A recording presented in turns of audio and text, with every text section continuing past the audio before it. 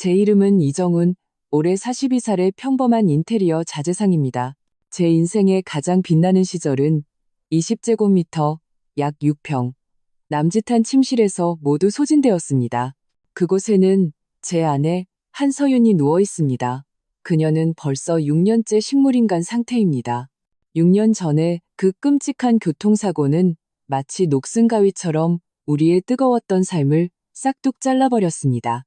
그날 서윤이는 제게 서류를 가져다 주러 공사 현장으로 오던 길이었습니다. 통제 불능의 화물차가 측면에서 그대로 들이받았습니다. 제가 병원으로 달려갔을 때 의사는 단 4글자만 말했습니다. 최선을 다했습니다. 그녀의 몸에는 치명적인 외상이 없었지만 뇌신경이 비가역적인 손상을 입어 깊은 잠에 빠져들었습니다. 숨쉬고 심장이 뛰지만 더 이상 저를 보고 웃지도 제 이름을 부르지도 않는 잠자는 숲속의 미녀가 되어버렸습니다. 지난 6년간 저는 잘나가던 인테리어 자재상 분점을 접고 오랜 직원인 김 부장님에게 본점의 기본적인 업무만 맡긴 채 서윤이의 24시간 간병인이 되었습니다. 제 하루는 태엽을 감은 시계처럼 한치의 오차도 없이 정확하게 돌아갔습니다. 아침 6시 30분 기상. 가장 먼저 서윤이의 몸을 닦아줍니다. 그녀는 깔끔한 걸 좋아해서 예전에는 제 몸에서 페인트 냄새가 난다고 투덜대곤 했습니다. 지금 저는 그녀를 티끌 하나 없이 돌봅니다. 피부는 여전히 예전처럼 하얗지만 혈색이 조금 부족할 뿐입니다. 7시에는 콧줄 윗관을 통해 유동식을 주사기로 조금씩 밀어넣습니다. 음식은 영양사의 조언에 따라 제가 직접 만듭니다. 쌀죽, 야채 피레, 생선살 피레, 매일 메뉴를 바꿉니다. 언젠가 그녀가 갑자기 눈을 뜨고 여보, 당신이 해준 돼지갈비찜 먹고 싶어라고 말해주길 바라면서요. 오전에는 그녀의 몸을 마사지합니다. 손가락부터 발가락까지 모든 관절을 움직여줍니다. 의사는 근육 위축을 막을 수 있다고 했습니다. 저는 항상 마사지를 하며 그녀에게 말을 겁니다. 가게 소식, 옆집 박씨 아저씨네 손자가 또 얼마나 컸는지, 그리고 우리가 예전에 가고 싶어 했던 제주도 여행 계획도 다 세워놨다고. 그녀가 깨어나면 바로 차를 몰고 해안도로를 따라 천천히 걷자고 말입니다. 서윤이는 눈을 감고 있습니다. 긴 속눈썹은 작은 부채 같고 숨소리는 계곡의 바람처럼 고릅니다. 가끔 눈가에서 눈물이 흘러내릴 때가 있는데 저는 제 이야기가 너무 감성적이라 그런가 보다 하고 면봉으로 살며시 닦아주며 달랬습니다.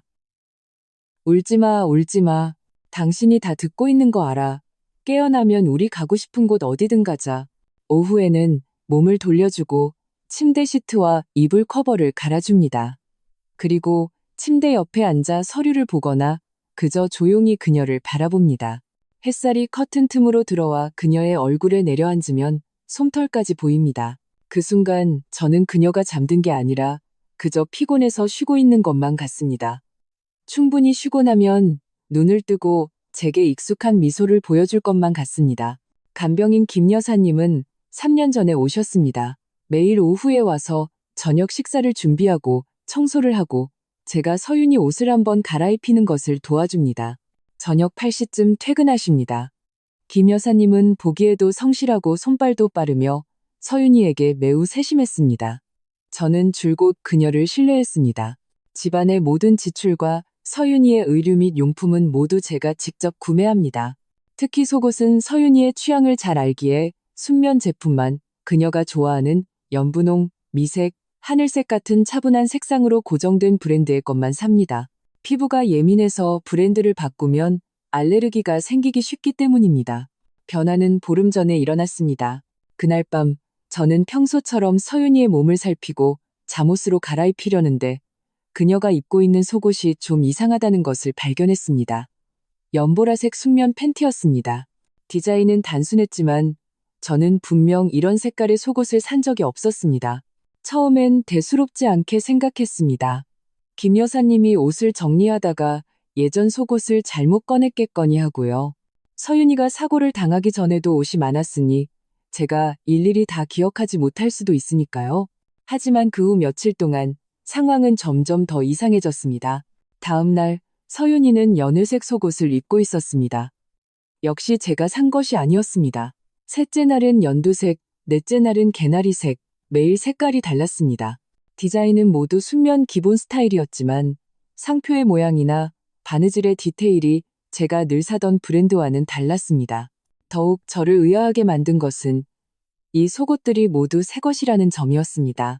상표에는 옅은 잉크 냄새가 아직 남아 있었고 가장자리에는 다른 흔적이 전혀 없었습니다. 저는 이 일을 유심히 살피기 시작했습니다. 매일 아침 서윤이의 몸을 닦아줄 때마다 그녀의 속옷을 확인했고 저녁에 김 여사님이 퇴근한 후에는 갈아입힌 옷들을 점검했습니다. 그러다 알게 되었습니다. 매일 갈아입힌 속옷은 김 여사님이 자신의 가방에 챙겨가고 다음날 서윤이의 몸에는 어김없이 제가 본 적 없는 새로운 스타일과 색상의 속옷이 입혀져 있었습니다. 이 보름 동안 단 하루도 반복된 적이 없었습니다. 마치 누군가 매일 그녀를 위해 새 속옷을 준비해주는 것 같았습니다. 저는 서윤이의 옷장을 모두 뒤졌습니다. 사고 전의 속옷들은 모두 옷장 맨 아래 서랍에 있었고 색상과 스타일도 제 기억과 일치했습니다. 최근에 나타난 것들은 하나도 없었습니다. 제 온라인, 오프라인 구매 기록도 모두 확인했지만 최근 반년간 속옷을 구매한 적이 없었습니다. 이런 낯선 색상과 스타일은 더더욱 말할 것도 없고요. 김 여사님이 산 걸까? 하지만 왜? 제가 매달 드리는 급여도 적지 않고 서윤이의 의류와 용품은 항상 제가 책임져 왔습니다. 그녀가 굳이 돈을 들여 서윤이의 속옷을 살 이유가 없었습니다. 더구나 김 여사님은 평소 매우 검소해서 자신이 입는 옷은 색이 바를 때까지 빨아입는 분이었습니다. 갑자기 이렇게 후회질 리가 없었습니다. 마음속에서 불길한 예감이 피어오르기 시작했습니다. 덩굴처럼 불안감이 서서히 제 마음을 휘감았습니다. 지난 6년간의 평온이 깨지려는 걸까요? 서윤이는 병상에 누워 외부 세계를 전혀 감지하지 못합니다. 누가 그녀의 몸에 이런 짓을 하는 걸까요? 왜 매일 새롭고 낯선 속옷으로 갈아입히는 걸까요? 그날 밤 저는 서윤이의 침대 곁에 앉아 그녀의 잠든 얼굴을 바라보았습니다. 손에는 방금 갈아입힌 아직 체온이 남아있는 연분홍색 속옷이 들려 있었습니다. 상표는 처음 보는 브랜드였고 원단은 순면이긴 했지만 제가 사던 것보다 얇았습니다. 가까이 대고 냄새를 맡아보았습니다. 옅은 세제 향 외에 희미하게 이상한 냄새가 났습니다. 소독약 같기도 하고 아닌 것 같기도 한 묘한 냄새였습니다. 저는 서윤이의 손을 부드럽게 잡았습니다. 그녀의 손은 여전히 부드러웠지만 차가웠습니다. 서윤아. 저는 나지막이 속삭였습니다. 대체 이게 어떻게 된 일인지 말해줘. 누가 당신 속옷을 갈아입히는 거야? 그 사람들은 왜 이런 짓을 하는 거지? 서윤이는 대답이 없었습니다. 다만 숨소리가 아주 미세하게 멈칫했고 눈가에서 또 한 방울의 눈물이 흘러내렸습니다. 저는 황급히 손등으로 눈물을 닦아주었습니다. 마음속 의혹은 점점 더 커져만 갔습니다. 이건 절대 우연이 아니라는 것을 직감했습니다. 이 배호에는 분명 제가 모르는 비밀이 숨어 있을 겁니다. 내일부터 저는 반드시 알아내야만 합니다. 매일 나타나는 이 새 속옷들이 대체 어디서 오는지, 그리고 저 성실해 보이는 김 여사님은 과연 무엇을 알고 있는지. 밤은 깊어지고 방 안에는 서윤이의 고른 숨소리와 벽시계의 째깍거리는 소리만 울려 퍼졌습니다. 저는 침대 곁에 앉아 뜬 눈으로 밤을 새웠습니다. 마음속 불안은 파도처럼 밀려와 저를 끊임없이 덮쳤습니다. 6년간의 헌신. 저는 제가 모든 평온과 절망을 감당할 수 있다고 생각했습니다. 하지만 지금 이 갑작스러운 이상한 일은 제 등골을 서늘하게 만들었습니다. 마치 한 쌍의 눈이 어둠 속에서 저와 서윤이의 모든 것을 조용히 지켜보고 있는 것 같았습니다. 다음 날 아침, 저는 평소보다 30분 일찍 잠에서 깼습니다. 아직 햇살이 커튼을 뚫고 들어오기 전, 방 안에는 옅은 소독약 냄새와 서윤이에게서 나는 익숙한 채취가 섞여 있었습니다. 저는 침대 곁에 앉아 그녀의 잠든 얼굴을 보며 무의식적으로 침대 시트를 만지작거렸습니다. 김 여사님에게 어떻게 말을 꺼내야 할지 고민했습니다. 대뜸 따져 묻는 건 너무 무례하고 만약 그녀가 정말 좋은 의도였다면 오히려 관계만 상할 겁니다. 하지만 돌려서 떠보면 진실을 알아내지 못할까봐 걱정이었습니다. 7시 30분, 김 여사님이 정시에 도착했습니다. 그녀는 평소처럼 장바구니를 들고 들어오며 웃으며 인사했습니다. 사장님, 좋은 아침이에요. 사모님, 오늘 안색이 좋아 보이시네요. 그녀의 미소는 평소와 다름없었습니다. 눈가에 주름이 자글자글하게 잡히는 모습은 여전히 순박해 보였습니다. 하지만 제 마음속에는 이미 의심의 싹이 튼 후였습니다. 그녀의 미소가 어딘지 부자연스러워 보였습니다. 네, 저는 짧게 대답하고 평소처럼 서윤이의 상태에 대해 먼저 이야기하지 않았습니다. 대신 일어나서 따뜻한 물 한 잔을 따라주었습니다. 김 여사님, 바쁘시기 전에 잠깐 앉아보세요. 여쭤볼 게 있어서요. 김 여사님은 물컵을 받아들며 눈빛이 순간 흔들렸지만 이내 평정을 되찾았습니다. 사장님, 무슨 일이세요? 말씀하세요. 그녀는 침대 옆 의자에 앉았습니다. 몸을 살짝 앞으로 기울이고 두 손으로 물컵을 쥔 채 손가락 마디가 하얗게 변했습니다. 저는 심호흡을 하고 최대한 평온한 어조로 말했습니다. 김 여사님, 요즘 서윤 씨 속옷을 여사님이 갈아입혀주고 계시죠? 김 여사님은 고개를 끄덕였습니다. 네, 매일 오후에 와서 한 번씩 갈아드리고 있어요. 뽀송뽀송하게 유지해야 한다고 하셨잖아요. 알아요. 저는 그녀의 눈을 똑바로 쳐다봤습니다. 그런데 최근에 서윤 씨가 입는 속옷들이 제가 본 적 없는 스타일과 색깔이더라고요. 게다가 모두 새 것이고요. 집 옷장도 다 뒤져보고 제 구매 기록도 확인해 봤는데 이런 것들은 없었어요. 혹시 여사님이 사신 건가요? 김 여사님의 시선이 순간 창밖으로 향했습니다. 입가의 미소는 굳어버렸습니다. 몇 초가 지나서야 시선을 거두고 손을 비비며 말했습니다. 아, 그거요. 제가 샀어요. 사장님께서 평소에 너무 바쁘시니까 제가 보기에 사모님 속옷이 좀 낡은 것 같아서 몇 개 사드렸어요. 전부 순면이에요. 사장님이 사시는 것처럼 피부에 자극 없는 걸로요. 낡았다고요? 저는 미간을 찌푸렸습니다. 제가 지난달에만 2다스를 사서 옷장 2번째 칸에 넣어뒀는데 못 보셨어요? 그리고 이 속옷들의 색깔과 스타일은 서윤이가 평소에 좋아하던 게 아니에요. 연보라색이나 연회색 같은 건 전혀 안 입고 연분홍, 미색, 하늘색만 좋아하는데요. 김 여사님의 얼굴이 살짝 붉어졌습니다. 그녀는 물컵을 들어 한 모금 마시더니 목소리를 낮춰 말했습니다. 아, 제가 착각했나 봐요. 그날 시장에 갔다가 노점에서 순면인데 싸게 팔길래 그냥 몇 개 샀어요. 갈아입히기 편할 것 같아서요. 색깔은 노점에는 그런 종류밖에 없어서 별 생각 없이 샀네요. 그냥 몇 개 샀다고요? 저는 추궁했습니다.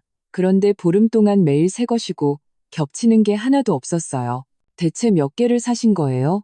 그리고 상표를 보니 다 같은 브랜드던데 노점에서 파는 물건 같지는 않던데요. 마감도 꽤 깔끔하고요. 김 여사님의 눈빛은 점점 더 흔들렸고 두 손은 옷자락을 계속 만지작거렸습니다. 그냥 한 10여 개 샀나 봐요. 여분으로 두려고. 그 브랜드는 저도 잘 몰라요. 주인이 수출하고 남은 거라고 싸고 질 좋다고 해서. 그녀의 목소리는 점점 작아졌고 감추기 힘든 당황한 기색이 역력했습니다. 저는 그녀의 눈을 뚫어져라 쳐다봤지만 그녀는 시종일관 저와 눈을 마주치지 못하고 창밖을 보거나 자신의 손만 내려다봤습니다. 김 여사님, 저는 목소리에 힘을 주었습니다. 솔직하게 말씀해 주세요. 대체 어떻게 된 일입니까? 왜 굳이 서윤이에게 속옷을, 그것도 매일 새 것으로 사서 입히시는 거죠? 혹시 돈이 필요하시거나 어려운 일이 있으면 제게 말씀하세요. 제가 도울 수 있는 건 돕겠습니다. 이럴 필요 없어요. 김 여사님은 갑자기 고개를 들었습니다. 눈빛에는 당황스러움과 억울함이 섞여 있었습니다. 사장님, 어떻게 저를 그렇게 생각하세요? 저는 그냥 사모님이 안쓰러워서 좀 더 잘 챙겨드리고 싶었을 뿐이에요. 다른 뜻은 없어요. 사장님이 싫으시면 앞으로 안 사면 되잖아요. 그녀는 말하며 눈시울까지 붉혔고 앞치마로 눈가를 훔쳤습니다. 그녀의 이런 모습에 제 마음은 조금 흔들렸습니다.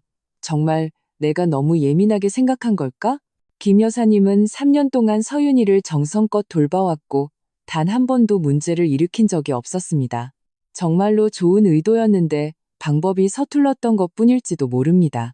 하지만 방금 그녀의 반응, 흔들리는 눈빛, 앞뒤가 맞지 않는 말들은 단순한 호의라고 보기에는 너무나 미심쩍었습니다. 바로 그때 김 여사님의 휴대전화가 울렸습니다. 그녀는 발신자를 확인하더니 얼굴색이 순식간에 변했습니다. 황급히 일어나 부엌으로 가서 저를 등지고 전화를 받았습니다. 여보세요. 응, 나야. 그 사람은 의심 안 해. 걱정 마. 알았어. 그녀는 목소리를 아주 낮게 깔아서 저는 몇 마디밖에 알아들을 수 없었지만 그 어조에서 긴장감과 순종적인 태도를 느낄 수 있었습니다.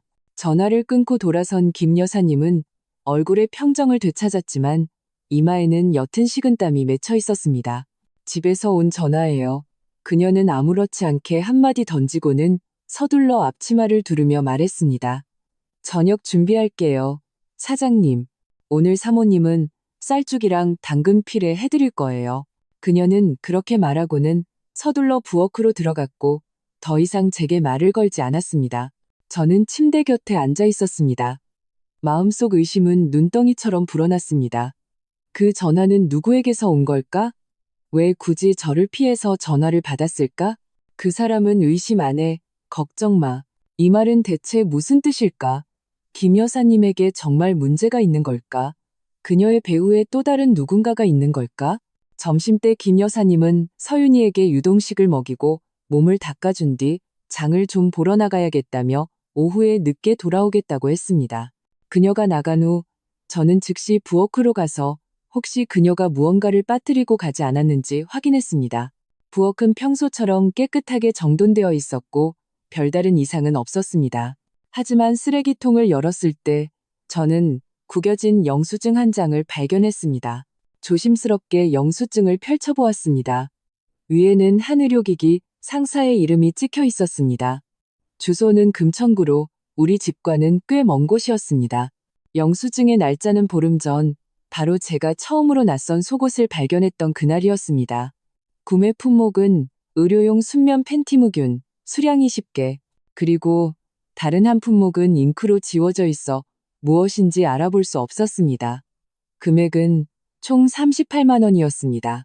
의료용 순면 팬티, 무균. 제 심장이 쿵 하고 내려앉았습니다. 서윤이는 식물인간이긴 하지만 몸에 상처가 있는 것도 아닌데 굳이 무균 속옷을 입힐 필요가 없었습니다. 그리고 이 의료기기 상사는 들어본 적도 없는 곳이었습니다. 김 여사님은 왜 굳이 금천구까지 가서 이런 것들을 사온 걸까요? 그리고 지워진 품목은 대체 무엇일까요? 저는 영수증을 든 채 손을 떨었습니다. 김 여사님은 거짓말을 했습니다.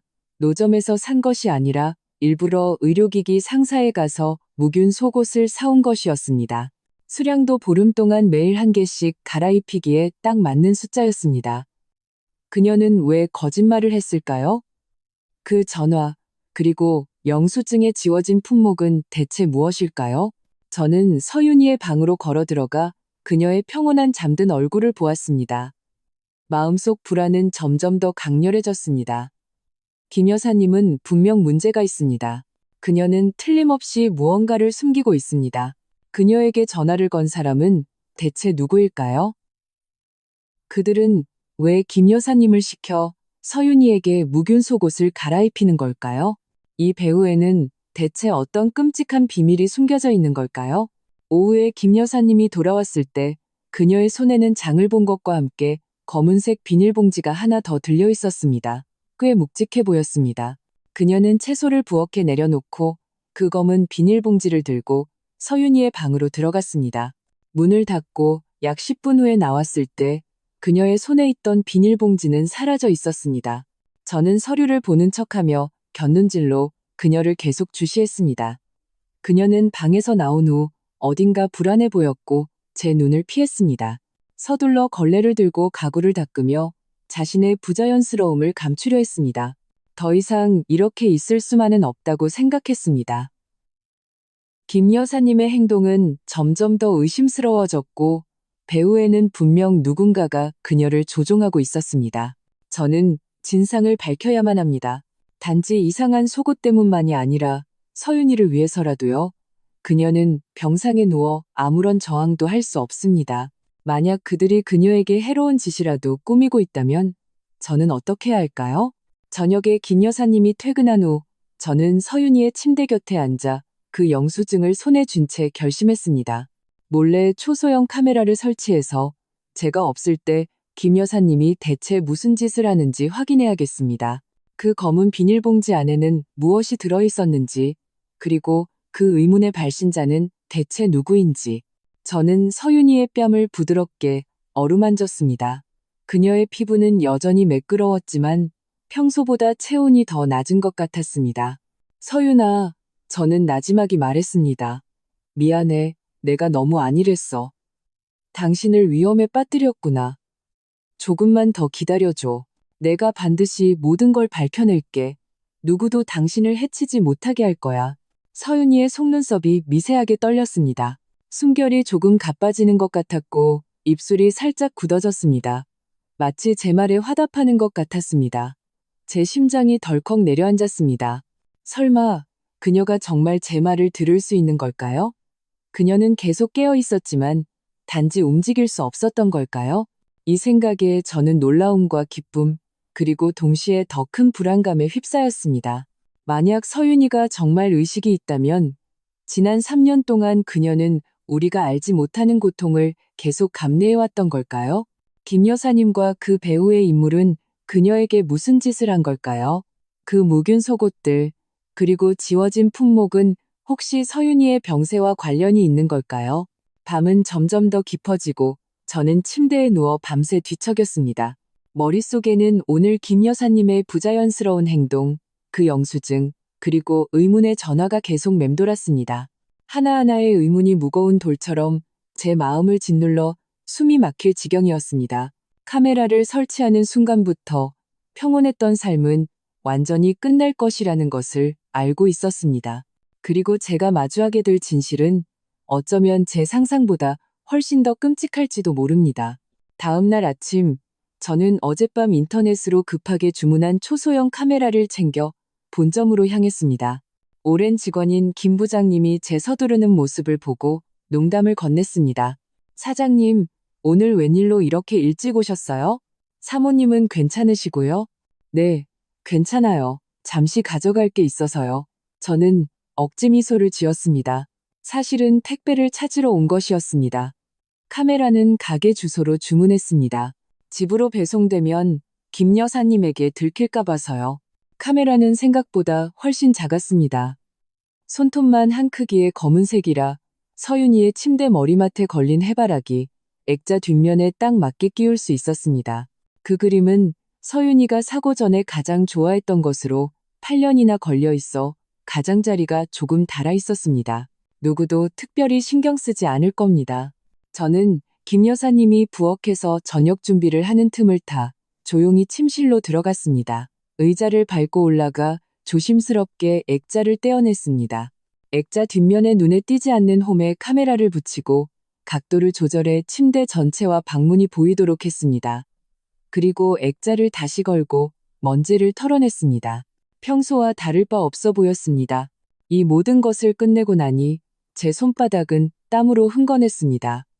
힘이 들어서가 아니라 긴장해서였습니다. 김 여사님이 갑자기 들어올까봐, 그리고 앞으로 찍힐 화면이 지난 6년간의 제 믿음을 송두리째 뒤흔들까봐 두려웠습니다. 이후 이틀 동안 저는 평소처럼 서윤이를 돌봤습니다. 다만 한 가지 습관이 더 생겼습니다. 매일 점심과 저녁 김 여사님이 없을 때 몰래 휴대폰으로 카메라에 연결해 녹화된 영상을 확인하는 것이었습니다.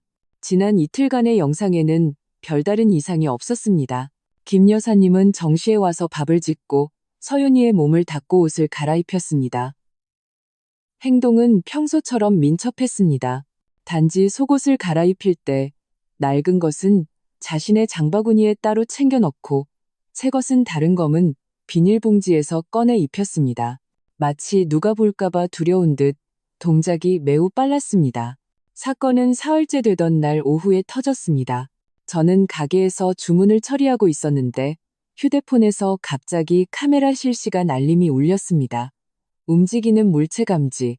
저는 서둘러 영상을 켰습니다. 화면 속 김 여사님은 서윤이의 속옷을 갈아입힌 후 자신의 장바구니에서 작은 유리병과 얇은 주사기 하나를 꺼내고 있었습니다. 유리병 안에는 투명한 액체가 들어있었습니다. 제 심장이 목구멍까지 차올랐습니다. 저는 휴대폰을 쥔 손에 힘을 주어 손마디가 하얗게 변했습니다. 그녀는 대체 뭘 하려는 걸까? 서윤이는 이미 콧줄을 하고 있어서 주사를 맞을 필요가 없었습니다. 그리고 집에는 흔한 소독약과 면봉 외에는 이런 유리병과 주사기가 없었습니다. 김 여사님은 주위를 한번 둘러보고 방문이 닫힌 것을 확인한 후 조심스럽게 유리병을 열어 주사기로 액체 반을 빨아들였습니다. 그녀는 서윤이의 침대 곁으로 다가가 소매를 걷어 올려 창백하고 가는 팔을 드러냈습니다. 그리고 혈관을 찾아 바늘을 찌르려 했습니다. 저는 심장이 멎을 것 같아 당장 집으로 달려가 그녀를 막고 싶었습니다. 하지만 가게에서 집까지는 차로 20분이 걸립니다. 지금 출발해도 까니아와 나이데쇼. 제가 안절부절 못하고 있을 때 화면 속 김 여사님이 갑자기 손을 멈췄습니다. 무언가 소리를 들은 듯 경계하며 문 쪽을 쳐다봤습니다. 몇 초 후 그녀는 재빨리 주사기와 유리병을 장바구니에 다시 넣고 지퍼를 잠갔습니다. 그리고 아무렇지 않은 척 걸레를 집어들어 침대 머리맡을 닦기 시작했습니다. 저는 안도의 한숨을 내쉬었습니다.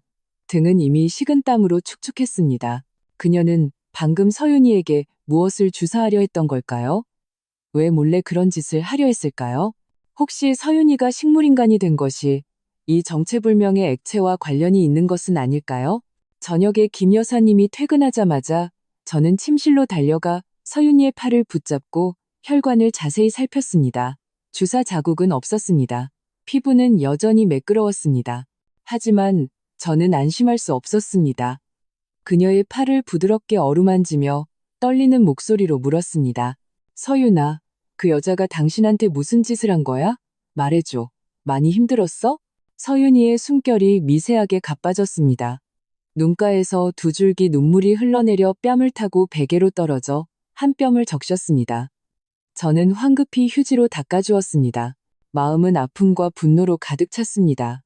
서윤이가 겪었을 고통에 마음이 아팠고 3년 동안이나 위험한 인물을 곁에 둔 제 자신에 대한 분노가 치밀었습니다. 다음 날 저는 김 부장님에게 미리 집에 일이 생겨 언제든 자리를 비울 수 있다고 말해두었습니다. 그리고 평소보다 일찍 집에 돌아와 거실에서 서류를 보는 척하며 침실 문만 뚫어져라 쳐다봤습니다. 오전 10시 김 여사님은 서윤이에게 줄 생선 피레를 만들 신선한 생선을 사러 시장에 가야겠다고 했습니다. 저는 고개를 끄덕이며 그녀가 장바구니를 들고 나가는 것을 지켜봤습니다. 그녀가 나간 지 약 5분 후 저는 즉시 차키를 들고 몰래 그녀의 뒤를 쫓았습니다. 김 여사님은 평소에 가던 시장으로 가지 않았습니다. 대신 택시를 타고 금천구 방향으로 향했습니다. 저는 제 낡은 소나타를 몰고 들키지 않도록 멀찍이서 뒤를 따랐습니다. 20여 분 후 택시는 좁고 낡은 골목 입구에 섰습니다. 김 여사님은 돈을 내고 장바구니를 든 채 골목 안으로 들어갔습니다. 저는 차를 골목 입구에서 조금 떨어진 나무 그늘에 세우고 시동을 끈 채 조용히 뒤를 쫓았습니다. 골목은 매우 좁았고 양옆으로는 낡고 낮은 주택들이 늘어서 있었습니다. 벽은 페인트가 벗겨져 있었고 바닥은 울퉁불퉁했으며 이끼가 껴 있었습니다. 김 여사님은 걸음이 빨랐고 수시로 뒤를 돌아보며 경계하는 듯 했습니다. 골목 중간쯤 키가 큰 남자가 담벼락에 기대어 담배를 피우고 있었습니다. 그는 검은색 마스크와 야구 모자를 쓰고 있어 얼굴은 보이지 않았지만 드러난 두 눈은 음침한 기운을 풍겼습니다. 김 여사님은 그를 보자 걸음을 재촉해 다가가 장바구니에서 하얀색 꾸러미를 꺼내 그 남자에게 건넸습니다. 남자는 꾸러미를 받아 열어본 뒤 주머니에서 봉투 하나를 꺼내 김 여사님에게 주었습니다. 김 여사님은 봉투를 받아 재빨리 옷주머니에 쑤셔넣고는 무언가 말했습니다. 남자는 고개를 끄덕이고 돌아서서 옆에 있는 작은 마당으로 들어가 문을 닫았습니다. 모든 과정은 2분도 채 걸리지 않았고 마치 비밀 거래를 하는 것처럼 신속하게 이루어졌습니다. 저는 골목 입구 모퉁이에 숨어 쿵쾅거리는 심장을 진정시키며 서둘러 휴대폰을 꺼내 남자가 문을 닫는 뒷모습과 그 집의 문패를 찍었습니다. 김 여사님이 돌아서서 되돌아오자 저는 재빨리 모퉁이 뒤로 몸을 숨겼습니다. 그녀가 멀어진 후에야 천천히 모습을 드러냈습니다. 그 집은 매우 낡아 보였습니다. 대문은 오래된 나무문이었고 녹슨 자물쇠가 걸려 있었습니다. 저는 감히 가까이 다가가지 못하고 멀리서 바라보며 의혹에 휩싸였습니다. 저 남자는 누구일까? 김 여사님이 그에게 건넨 꾸러미에는 무엇이 들어있었을까? 갈아입힌 속옷일까? 그는 왜 그런 것을 원할까? 그 봉투에는 돈이 들어있었을까? 김 여사님은 그에게 매수된 걸까? 저는 차로 돌아왔습니다. 머릿속은 혼란스러웠고 수많은 의문이 맴돌아 어지러웠습니다. 저는 차에 시동을 걸고 멀리서 김 여사님을 따라 그녀가 택시를 타고 집으로 돌아가는 것을 지켜봤습니다. 길을 가는 내내 그 남자의 눈빛이 떠올랐습니다. 어디선가 본 듯한 느낌이었지만 도무지 기억나지 않았습니다. 집에 돌아오니 김 여사님은 이미 부엌에서 분주하게 움직이고 있었습니다. 그녀는 저를 보고 조금 놀란 듯 했습니다. 사장님, 어떻게 돌아오셨어요? 가게에 일 있다고 하시지 않으셨어요? 아, 일이 끝나서요. 저는 최대한 자연스러운 어조로 말했습니다. 생선은 사오셨어요? 오늘 생선 신선해요? 그럼요. 방금 어시장에서 가져온 거예요. 김 여사님은 웃으며 말했지만 저는 그녀의 미소 속 부자연스러움과 흔들리는 눈빛을 읽을 수 있었습니다. 오후에 김 여사님은 서윤이에게 생선 피레를 먹이고 옷을 갈아입힌 뒤 베란다에 이불을 널러 가겠다고 했습니다. 저는 거실에 앉아 침실 문을 계속 주시했습니다. 그녀가 베란다로 간 틈을 타 저는 조용히 침실로 들어가 그녀의 장바구니에 단서가 될 만한 것이 있는지 확인하려 했습니다. 장바구니는 침대 머리맡에 놓여 있었고 지퍼가 완전히 닫혀 있지 않았습니다. 조심스럽게 조금 열어보니 안에는 그녀의 휴대폰과 열쇠 외에 그 작은 유리병과 주사기, 그리고 묵직해 보이는 검은색 작은 상자가 들어 있었습니다. 제가 막 상자를 꺼내보려던 순간 김 여사님의 발소리가 들렸습니다. 저는 재빨리 지퍼를 닫고 서윤이에게 이불을 덮어주는 척했습니다. 김 여사님은 방으로 들어와 저를 보고 잠시 멈칫했습니다. 사장님, 무슨 일이세요? 아니에요. 저는 돌아서며 말했습니다. 서윤이가 좀 추워하는 것 같아서 이불 좀 더 덮어주려고요. 김 여사님은 고개를 끄덕이고 장바구니를 집어들며 말했습니다. 제가 이불 정리할게요. 그녀는 나갈 때 마치 안에 보물이라도 숨겨둔 것처럼 장바구니를 가슴에 꼭 껴안았습니다. 저녁에 김 여사님이 퇴근하자마자 저는 즉시 침실로 달려가 그녀가 숨겨둔 물건을 찾기 시작했습니다. 오후에 그녀가 옷을 갈아입힐 때 침대 밑에 무언가를 놓는 것을 본 기억이 났습니다. 저는 바닥에 엎드려 휴대폰 불빛으로 침대 밑을 비췄습니다. 낡은 수납상자 하나가 보였고 그 위에는 서윤이가 사고 전에 입던 낡은 옷 몇 벌이 덮여 있었습니다. 저는 수납상자를 끌어내 열어보았습니다. 안에는 낡은 옷가지 외에 그녀의 장바구니에서 봤던 것과 같은 검은색 작은 상자가 있었습니다. 상자는 금속으로 만들어졌고 비밀번호 잠금 장치가 있었습니다. 몇 가지 숫자를 눌러봤지만 열리지 않았습니다. 상자 외에도 두툼한 편지 봉투가 하나 더 있었습니다. 열어보니 안에는 전부 현금이었습니다. 모두 빳빳한 5만원권으로 대략 수천만 원은 되어 보였습니다. 이 돈은 분명 그 남자가 준 것일 겁니다. 김 여사님의 한 달 월급은 400만 원 남짓입니다. 평소 아끼며 사는 그녀가 이렇게 많은 현금을 가지고 있을 리가 없었습니다. 저는 봉투를 든 채 손을 떨었습니다. 김 여사님은 정말로 그 남자에게 매수된 것이었습니다. 그들은 대체 무슨 음모를 꾸미고 있는 걸까요? 그 유리병 속 액체는 무엇이고 검은 상자 안에는 무엇이 들어있을까요? 그 남자는 왜 김 여사님을 시켜 서윤이에게 묵은 속옷을 갈아입히고 정체불명의 액체를 주사하려 했을까요? 저는 현금과 상자를 수납 상자에 다시 넣고 원래대로 되돌려 놓았습니다. 그리고 서윤이의 침대 곁으로 다가가 그녀의 손을 잡았습니다. 그녀의 손은 여전히 차가웠지만 저는 그녀의 손가락이 미세하게 움직이는 것을 느낄 수 있었습니다. 마치 제게 화답하는 것 같았습니다. 서윤아, 저는 그녀의 귀에 대고 속삭였습니다. 당신이 들을 수 있다는 거 알아. 그 남자랑 김 여사, 그들이 당신한테 나쁜 짓을 했어. 조금만 더 버텨줘. 내가 반드시 모든 걸 밝혀내고 그들을 법의 심판대에 세울게. 당신을 건강하게 만들 거야. 서윤이의 숨이 갑자기 가빠졌습니다. 가슴이 미세하게 오르내렸고 눈가의 눈물은 끊어진 구슬처럼 흘러내렸습니다. 저는 황급히 휴지로 닦아주며 마음속 결심을 더욱 굳혔습니다. 단순히 카메라와 미행만으로는 부족하다는 것을 알았습니다. 저는 그 남자의 신원을 밝혀내고 그와 김 여사님의 관계, 그리고 그들이 이런 짓을 하는 목적을 알아내야만 합니다. 그 골목의 문패와 남자의 뒷모습이 단서입니다. 내일 그 골목에 다시 가봐야겠습니다. 어쩌면 더 많은 것을 알아낼 수 있을지도 모릅니다. 밤은 깊어지고 방 안의 공기는 마치 굳어버린 것 같았습니다. 저는 침대 곁에 앉아 서윤이의 잠든 얼굴을 바라보았습니다. 불안과 분노가 뒤섞였습니다. 저는 어렴풋이 이 모든 일이 6년 전 서윤이의 교통사고와 관련이 있을지도 모른다고 생각했습니다. 그 남자의 눈빛은 생각할수록 익숙했습니다. 혹시 그가 당시 사고의 목격자이거나 혹은 그가 바로 가해자인 것은 아닐까요? 이 생각에 등골이 오싹해졌습니다. 만약 그렇다면 서윤이가 식물인간이 된 것은 사고가 아니라 인위적인 것이었습니다.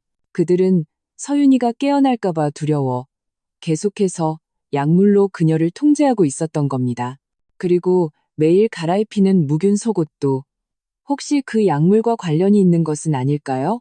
더 이상 생각하고 싶지 않았습니다. 생각할수록 무서웠습니다. 지난 6년간의 헌신이 실은 거대한 거짓말 위에 세워진 것이었습니다. 그리고 저는 바보처럼 속아서 암암리에 해를 입고 있는 아내를 매일 정성껏 돌보고 있었던 겁니다. 창밖의 달빛이 커튼 틈으로 들어와 서윤이의 얼굴에 쏟아졌습니다. 유난히 처량해 보였습니다. 저는 주먹을 꽉 쥐었습니다. 손톱이 손바닥을 깊이 파고들었습니다. 어떤 대가를 치르더라도 저는 진실을 밝혀내고 서윤이의 억울함을 풀어줄 겁니다. 설령 앞길이 만잠신윤이라 할지라도 저는 절대 물러서지 않을 겁니다. 다음 날 아침 저는 가게에 가지 않았습니다. 거실 소파에 앉아 휴대폰에 저장된 며칠간의 감시 카메라 영상을 보고 있었습니다. 수납 상자에서 꺼낸 현금과 비밀번호가 걸린 검은 상자는 테이블 밑에 천으로 덮어두었습니다. 저는 밤새 한숨도 자지 못해 눈이 붉게 충혈되어 있었습니다. 마음속에는 오직 한 가지 생각뿐이었습니다. 오늘 반드시 김 여사님에게서 진실을 듣고야 말겠다. 7시 30분, 김 여사님이 정시의 문을 두드렸습니다. 손에는 여전히 그 장바구니가 들려 있었고 얼굴에는 평소와 같은 순박한 미소가 걸려 있었습니다. 하지만 제 눈에는 그 미소가 이제 위선적이고 역겹게만 보였습니다. 사장님, 좋은 아침이에요. 그녀는 신발을 갈아 신고 안으로 들어와 부엌으로 가려던 것을 제가 불러 세웠습니다. 김 여사님, 이리 좀 와보세요. 제 목소리는 낮고 무거웠고 며칠 동안 억눌러온 분노가 담겨 있었습니다. 김 여사님은 잠시 멈칫하며 제 말투가 심상치 않다는 것을 눈치챘습니다. 얼굴에 미소가 굳어졌습니다. 그녀는 천천히 소파 옆으로 와서 앉았습니다. 사장님, 무슨 일이세요? 안색이 왜 이렇게 안 좋으세요? 잠을 잘 못 주무셨어요? 저는 빙빙 돌리지 않고 바로 휴대폰을 들어 그녀가 서윤이에게 액체를 주사하려던 영상을 재생해 그녀 앞에 내밀었습니다. 직접 보세요. 이건 사흘 전 오후에 당신이 한 짓입니다. 말해보세요. 이 유리병과 주사기는 뭐고 안에 액체는 뭡니까? 서윤이에게 뭘 주사하려던 거죠? 김 여사님의 시선이 휴대폰 화면에 닿자마자 그녀의 얼굴은 종이처럼 새하얗게 질렸습니다. 혈색이라고는 찾아볼 수 없었습니다. 그녀의 몸이 격하게 떨렸고 손은 무의식적으로 옷자락을 꽉 쥐었습니다. 숨소리도 거칠어졌습니다. 저는, 그녀는 입을 열었지만 한동안 제대로 된 문장을 말하지 못했습니다. 눈빛은 불안하게 흔들리며 저를 보지도 화면을 보지도 못했습니다. 말해보세요. 저는 목소리를 높였습니다. 억눌렀던 분노가 더 이상 참을 수 없을 만큼 터져나왔습니다. 그저 좋은 마음으로 속옷을 사준 거라고 하지 않았나요? 그럼 이건 뭡니까? 왜 몰래 주사를 놓으려 했죠?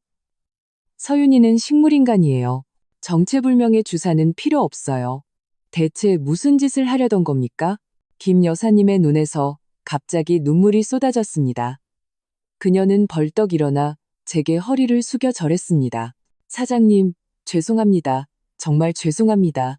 일부러 그런 게 아니에요. 저는 사모님을 위해서 그런 거였어요. 그녀를 위해서? 저는 차갑게 비웃었습니다. 테이블볼을 걷어내 그 밑에 있던 현금과 검은 상자를 드러냈습니다. 그녀를 위해서 정체불명의 액체를 몰래 주사하려 하고 그녀를 위해서 이렇게 많은 현금을 숨겨놓습니까? 이 돈은 어디서 났죠? 금천구 골목에서 당신과 거래하던 그 남자가 준 겁니까?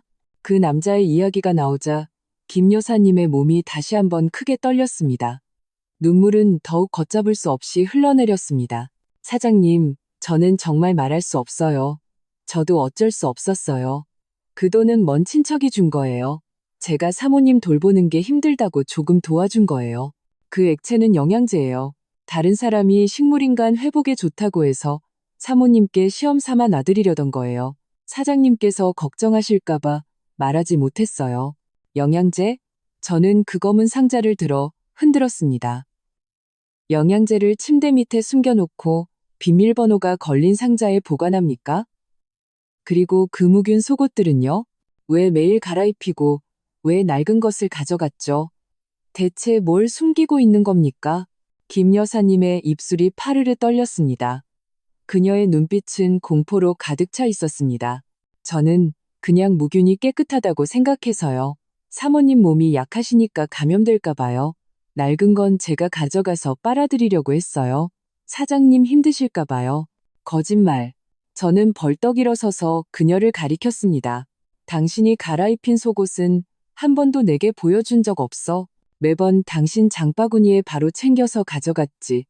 그리고 당신이 서윤이에게 사준 속옷은 평범한 묵윤 속옷이 아니야. 그 브랜드, 내가 알아봤어. 중환자 전용으로 의사의 지시에 따라서만 사용해야 하는 거라고. 당신 같은 간병인이 어떻게 그 브랜드를 알고 어떻게 함부로 서윤이에게 쓸 수 있지? 김 여사님은 제 질문에 아무 말도 못하고 소파에 주저앉아 두 손으로 머리를 감싸준 채 울기만 했습니다. 사장님, 저는 정말 말할 수 없어요. 말하면 그들이 제 가족을 해칠 거예요. 제발 더 이상 묻지 마세요. 제가 앞으로 다시는 안 그럴게요. 돈도 그들에게 돌려주고 다시는 사모님께 그거 주사 안 할게요. 네? 그들이 누군데? 저는 한 발짝 더 다가섰습니다. 그 남자는 누구야? 왜 당신에게 그런 짓을 시킨 거지? 말하지 않으면 지금 당장 경찰에 신고하겠어. 경찰이라는 말에 김 여사님은 겁에 질려 얼굴이 파랗게 변했습니다. 그녀는 갑자기 달려와 제 팔을 붙잡았습니다. 경찰에만은? 사장님, 제발 경찰에만은 신고하지 마세요. 제가 말할게요. 제가 다 말할게요. 그녀는 심호흡을 하고 눈물을 닦았습니다.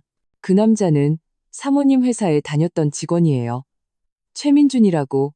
그 사람이 말하길 사모님의 사고가 우연이 아니라 누군가 일부러 그런 거라고 했어요. 자기가 증거를 가지고 있는데 제가 사모님을 돌보면서 자기가 주는 걸 사용해야 빨리 깨어날 수 있대요. 깨어나면 범인을 지목할 수 있다고요. 최민준, 저는 미간을 찌푸렸습니다. 익숙한 이름이었습니다. 서윤이가 사고 전에 제게 말했던 것 같았습니다. 회사에 능력 있는 프로젝트 매니저라고. 사고가 우연이 아니라고? 그럼 범인은 누군데? 그가 당신에게 서윤이에게 뭘 쓰라고 했지? 왜 매일 묵은 속옷으로 갈아입히라고 한 거고? 김 여사님은 고개를 저었습니다.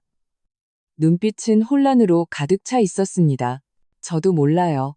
범인이 누군지는 말해주지 않았어요. 그냥 자기가 시키는 대로만 하라고 했어요. 매일 묵은 속옷으로 갈아입히고 정기적으로 그 영양제를 주사하라고요. 그러면 사모님 몸을 보호할 수 있고 때가 되면 자연스럽게 깨어날 거라고 했어요. 제게 돈을 준 건 사모님을 잘 돌보라는 뜻이었고 만약 자기 말을 듣지 않거나 이 일을 누설하면 시골에 있는 제 아들을 해치겠다고 협박했어요. 제 아들은 아직 초등학생이에요. 아들을 잃을 수는 없잖아요. 사장님. 저는 김 여사님이 흐느끼는 모습을 보며 마음이 조금 흔들렸습니다. 그녀의 말이 사실일까? 만약 최민준이 정말 서윤이를 돕기 위해서였다면 왜 이렇게 비밀스럽게 행동하고 김 여사님을 협박까지 했을까? 그리고 사고가 우연이 아니라는 그의 말은 제 마음속 의심과 일치했습니다. 바로 그때 침실에서 갑자기 스윽하는 미세한 소리가 들렸습니다. 마치 침대 시트가 쓸리는 소리 같았습니다. 저와 김 여사님은 동시에 침실 문 쪽을 쳐다봤습니다. 둘 다 깜짝 놀랐습니다. 서윤아, 저는 즉시 달려가 침실 문을 열었습니다. 서윤이는 여전히 침대에 누워 눈을 감고 있었지만 가슴이 평소보다 격하게 오르내렸고 눈가에는 두 줄기 선명한 눈물 자국이 뺨을 타고 턱까지 흘러내려 있었습니다. 제 심장이 덜컥 내려앉았습니다. 저는 즉시 침대 곁으로 다가가 그녀의 손을 잡았습니다. 서윤아, 왜 그래? 어디 불편해? 제가 그녀의 손을 잡는 순간 저는 갑자기 서윤이의 약지가 미세하게 움직이는 것을 느꼈습니다. 그 움직임은 너무나 미미해서 거의 알아차리기 힘들 정도였지만 나비의 날갯짓처럼 저는 그것이 제 착각이 아니라고 확신할 수 있었습니다. 그녀의 손가락이 정말로 움직였습니다. 저는 놀라움에 눈을 크게 뜨고 심장이 미친 듯이 뛰었습니다. 흥분해서 목소리까지 떨렸습니다. 서윤아, 당신 깨어난 거야? 내 말 들리지? 그렇지? 한 번만 더 움직여봐. 나 좀 보게. 김 여사님도 따라 들어와 서윤이의 눈물 자국과 미세하게 오르내리는 가슴을 보고 얼굴이 더욱 복잡하게 변했습니다. 놀라움, 당황스러움, 그리고 감추기 힘든 두려움이 섞여 있었습니다. 서윤이의 손가락은 더 이상 움직이지 않았지만 숨소리는 점점 더 가빠졌고 눈가의 눈물은 계속해서 흘러내렸습니다. 마치 무언가를 표현하려는 것 같았습니다. 저는 황급히 휴지로 눈물을 닦아주었습니다. 마음은 흥분과 의혹으로 가득 찼습니다. 그녀는 왜 갑자기 반응을 보인 걸까? 저와 김 여사님의 다툼이 그녀를 자극한 걸까? 아니면 최민준이 그녀에게 사용한 것들이 효과를 보인 걸까?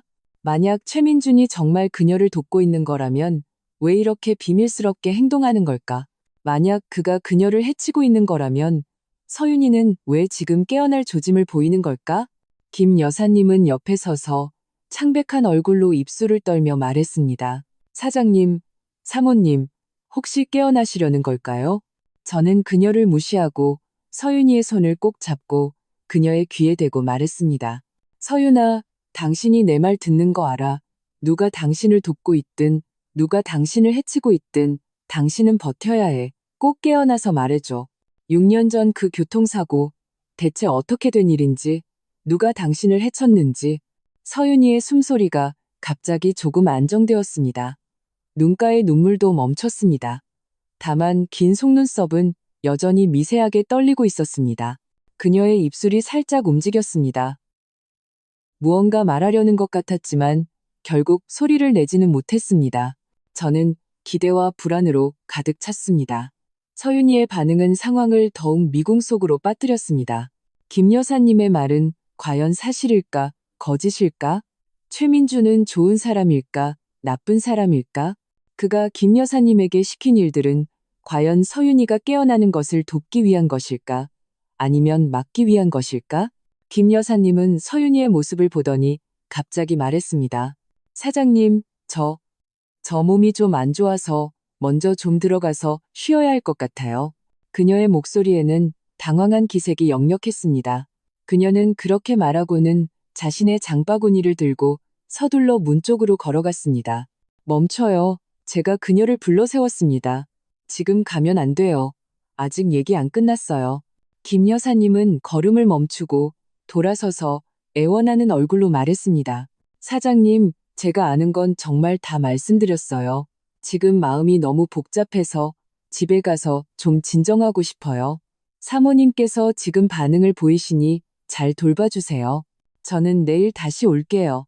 그녀는 제 대답을 기다리지도 않고 문을 열고 황급히 뛰쳐나갔습니다. 하마터면 장바구니를 떨어뜨릴 뻔했습니다. 저는 그녀의 황급한 뒷모습을 보며 마음속 의심이 더욱 커졌습니다. 김 여사님은 분명 무언가를 더 숨기고 있습니다. 방금 그녀의 반응은 서윤이가 깨어날 것을 기뻐하는 모습이 아니라 오히려 두려워하는 모습이었습니다. 저는 침실로 돌아와 서윤이의 침대 곁에 앉아 그녀의 손을 꼭 잡았습니다. 그녀의 손은 여전히 차가웠지만 맥박이 평소보다 조금 더 힘차게 뛰는 것을 느낄 수 있었습니다. 서윤아, 저는 나지막이 말했습니다. 무슨 일이 있어도 내가 당신 곁에 있을게. 최민준, 김 여사, 그리고 그 배후에 숨어있는 사람들. 내가 반드시 그들의 정체를 밝혀낼 거야. 조금만 더 버텨줘. 당신이 깨어나면 우리 다시는 헤어지지 말자. 서윤이는 대답이 없었지만 저는 그녀의 손이 제 약속에 화답하듯 미세하게 힘을 주는 것을 느낄 수 있었습니다. 저는 그녀의 잠든 얼굴을 보며 갑자기 한 가지 생각이 떠올랐습니다. 김 여사님이 도망쳤으니 혹시 최민준에게 밀고하러 간 것은 아닐까? 최민준이 서윤이가 반응을 보였다는 것을 알게 되면 어떻게 할까? 혹시 직접 이곳으로 찾아오는 것은 아닐까? 이 생각에 심장이 덜컥 내려앉았습니다. 저는 최민준의 신원과 목적을 서둘러 밝혀내야만 합니다. 더 이상 수동적으로 기다릴 수만은 없습니다. 금천구의 그 집, 그리고 비밀번호가 걸린 검은 상자가 중요한 단서입니다. 저는 검은 상자를 가져와 자세히 살펴보았습니다. 금속 재질의 상자에는 세 자리 비밀번호, 잠금 장치가 있었습니다. 평범해 보였습니다. 서윤이의 생일을 입력해봤지만 아니었습니다.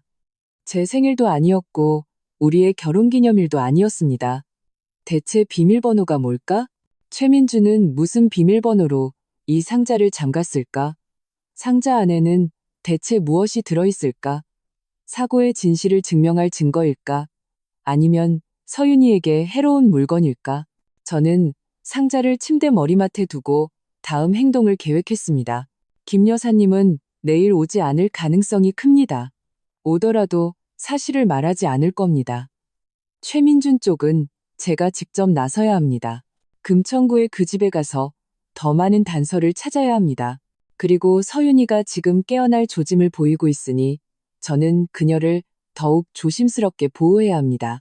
만약 최민준이 이 사실을 알고 서윤이가 자신에게 위협이 된다고 생각하면 그녀에게 해를 가할지도 모릅니다. 이 생각에 등골이 오싹해졌습니다. 저는 더 이상 서윤이를 위험에 빠뜨릴 수 없습니다.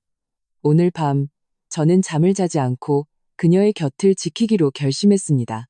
동시에 예전에 사립탐정 일을 하던 친구에게 연락해봐야겠습니다. 어쩌면 그가 최민준에 대한 더 많은 정보와 그 검은 상자의 비밀번호를 알아내는데 도움을 줄 수 있을지도 모릅니다. 밤이 점점 깊어지고 방 안은 조용했습니다. 서윤이의 고른 숨소리만이 들려왔습니다. 저는 침대 곁에 앉아 그녀의 손을 잡고 굳은 결심을 했습니다. 앞으로 얼마나 많은 위험이 닥칠지, 진실이 얼마나 끔찍할지 모르지만 저는 한 걸음 한 걸음 모든 것을 밝혀낼 겁니다. 서윤이를 위해서, 6년간의 헌신을 위해서, 그리고 덮여있던 진실을 위해서 저는 절대 물러서지 않을 겁니다. 저는 서윤이의 얼굴을 보며 마음속으로 간절히 기도했습니다. 서윤아, 꼭 깨어나줘. 꼭 무사해야 해. 모든 일이 끝나면 우리 제주도에 가자. 해안도로에 가서 우리가 꿈꾸던 삶을 살자. 사립탐정 친구인 강영에게서는 저녁 무렵에야 연락이 왔습니다. 짧은 문자 한 줄이었습니다. 최민준, 3년 전 퇴사 후 무직. 금천구 주택은 임차. 심야에 자주 사람이 드나듦. 추가 단서 없음. 이 짧은 몇 마디만으로도 제 마음속 불안은 더욱 짙어졌습니다. 김 여사님은 점심때 아들이 갑자기 열이 난다며 며칠 휴가를 달라는 문자를 보냈습니다. 말투는 의도적으로 서두르는 듯 했습니다. 저는 답장하지 않았습니다. 모든 것이 너무나 공교롭다고 생각했습니다. 서윤이가 막 반응을 보이자마자 김 여사님이 휴가를 내다니 최민준 쪽에는 분명 무언가 꿍꿍이가 있었습니다. 밤새 저는 서윤이의 침대 곁을 지켰습니다. 눈은 방문을 향해 있었고 귀는 집 안팎에 아주 작은 소리 하나라도 놓치지 않으려 곤두세워져 있었습니다. 창밖의 달빛은 유난히 창백했고 커튼 틈으로 들어와 바닥에 길고 가는 그림자를 만들었습니다. 마치 웅크린 뱀 같았습니다. 벽시계의 째깍 소리는 제 심장을 두드리는 것 같았고 시간은 유난히 더디게 흘렀습니다. 공기 중에는 폭풍전야의 억압적인 기운이 감돌았습니다. 10시가 넘었을 때 저는 갑자기 아래층에서 툭 하는 미세한 소리를 들었습니다. 마치 누군가 나뭇가지를 밟아 부러뜨리는 소리 같았습니다. 저는 순간 온몸의 신경이 곤두섰습니다. 조용히 창가로 다가가 커튼 한쪽을 살짝 걷어 아래를 내려다봤습니다. 마당은 텅 비어 있었고 서윤이가 예전에 키우던 장미 몇 그루만이 밤바람에 흔들리고 있었습니다. 그림자가 어지럽게 흩어졌습니다. 내가 너무 예민한 걸까? 저는 부어오른 관자놀이를 문질렀습니다. 며칠 동안 신경이 곤두서 있었으니 환청을 들었을지도 모릅니다. 하지만 얼마 지나지 않아 또 다른 소리가 들렸습니다. 이번에는 더 가까웠습니다. 마치 누군가 1층 창문을 조심스럽게 열려는 소리 같았습니다. 제 심장이 쿵하고 내려앉았습니다. 안 돼, 누군가 왔어. 저는 즉시 침대 곁으로 돌아가 서윤이의 손을 잡았습니다. 그녀의 손은 여전히 차가웠지만 숨소리는 평소보다 조금 가빠진 것 같았습니다. 서윤아, 무서워하지 마. 내가 있어. 저는 나지막이 그녀를 안심시키며 동시에 방 안을 빠르게 훑어 방어할 만한 물건을 찾았습니다. 침대 머리맡에는 유리컵 하나뿐이었습니다. 저는 그것을 집어들었습니다. 손은 힘을 주어 하얗게 변했습니다. 저는 숨을 죽이고 아래층의 동태를 살폈습니다. 먼저 창문이 열리는 미세한 소리가 들렸고 이어서 조심스러운 발소리가 들렸습니다. 한 걸음 한 걸음 계단을 따라 올라오는 소리였습니다. 그 사람의 발소리는 매우 가벼웠고 마치 행적을 숨기려는 듯 했습니다. 하지만 이 고요한 밤에 그 한 걸음 한 걸음은 귀에 거슬릴 정도로 선명하게 들렸습니다. 제 심장은 갈비뼈를 부술듯이 빠르게 뛰었고 손바닥은 식은땀으로 흥건했습니다. 유리컵은 손 안에서 미세하게 떨렸습니다. 그는 어느 방으로 가려는 걸까? 서윤이의 침실일까? 그는 뭘 하려는 걸까? 수많은 질문이 머릿속에서 뒤엉켰고 공포가 파도처럼 저를 덮쳤습니다. 그가 서윤이를 해치게 둘 수는 없습니다. 절대로. 하지만 제가 지금 뛰쳐나가 정면으로 맞선다면 제가 이길 수 있을지 장담할 수 없습니다.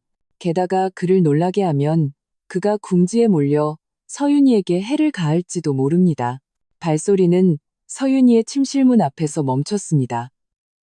문 하나를 사이에 두고 저는 희미한 숨소리를 들을 수 있었습니다. 제 심장은 목구멍까지 차올랐습니다. 저는 문 손잡이를 뚫어져라 쳐다보며 그가 갑자기 손잡이를 돌릴까봐 두려웠습니다.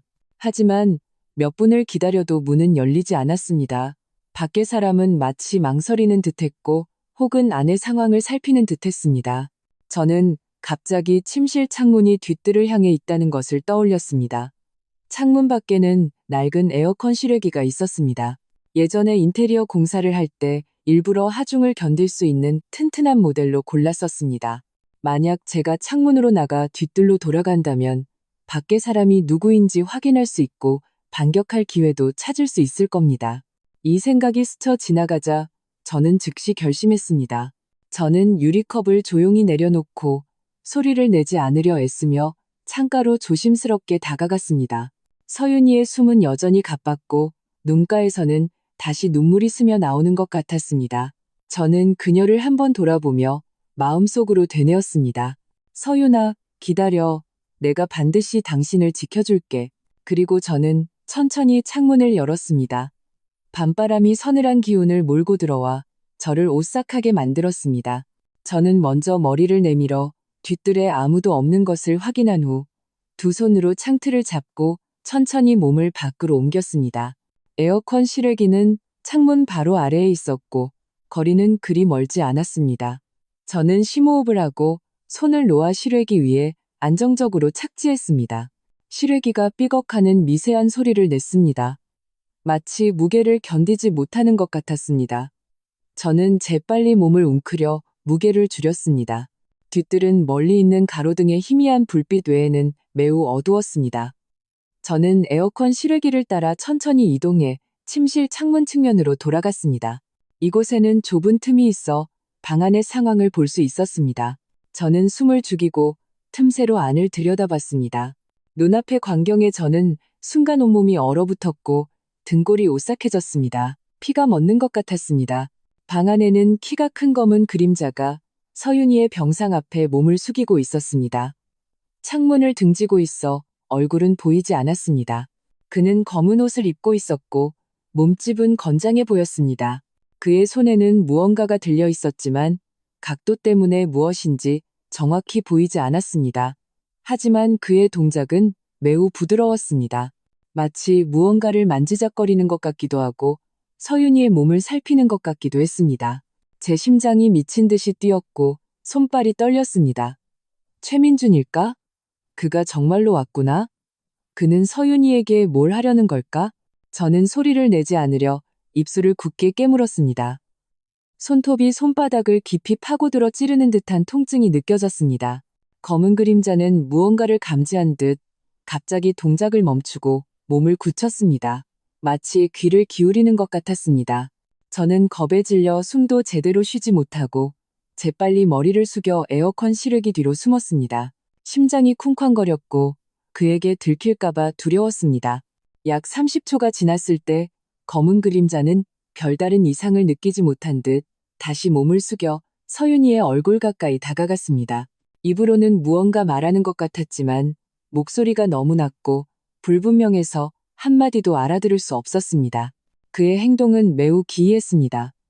때로는 서윤이의 머리카락을 부드럽게 쓰다듬고 때로는 그녀의 손을 들어 무언가를 확인하는 것 같기도 했습니다. 마치 어떤 의식을 치르는 것 같았습니다. 저는 조용히 머리를 들어 다시 틈새로 안을 들여다봤습니다. 이번에는 그의 손에 들린 것이 똑똑히 보였습니다. 작은 유리병이었습니다. 이전에 김 여사님이 주사하려던 것과 매우 비슷했습니다. 안에는 투명한 액체가 들어있었습니다. 그는 주사기를 들고 천천히 액체를 빨아들이고 있었습니다. 제 심장이 목구멍까지 차올랐습니다. 그가 서윤이에게 주사를 놓으려 하고 있습니다. 김 여사님처럼 그들은 대체 뭘 하려는 걸까? 서윤이를 계속 식물인간 상태로 두려는 걸까? 아니면 입을 막기 위해 살해하려는 걸까? 이 생각에 온몸이 차가워졌습니다. 분노와 공포가 뒤섞인 감정이 솟구쳐 올랐습니다. 더 이상 기다릴 수 없습니다. 그를 막아야만 합니다. 하지만 저는 지금 창밖에 있고 손에는 변변한 무기 하나 없습니다. 정면으로 뛰어들어가면 그의 상대가 될 수 없습니다. 게다가 제가 그를 놀라게 하면 그가 즉시 서윤이에게 주사를 놓을지도 모릅니다. 그때는 돌이킬 수 없는 결과가 초래될 겁니다. 저는 안절부절못하며 방 안의 검은 그림자를 뚫어져라 쳐다봤습니다. 그는 이미 액체를 다 빨아들였고 천천히 서윤이의 소매를 걷어올려 창백하고 가는 팔을 드러내고 있었습니다. 그의 동작은 매우 능숙했고 분명 처음 하는 짓이 아니었습니다. 서윤이는 여전히 눈을 감고 아무런 저항도 할 수 없는 인형처럼 누워 있었습니다.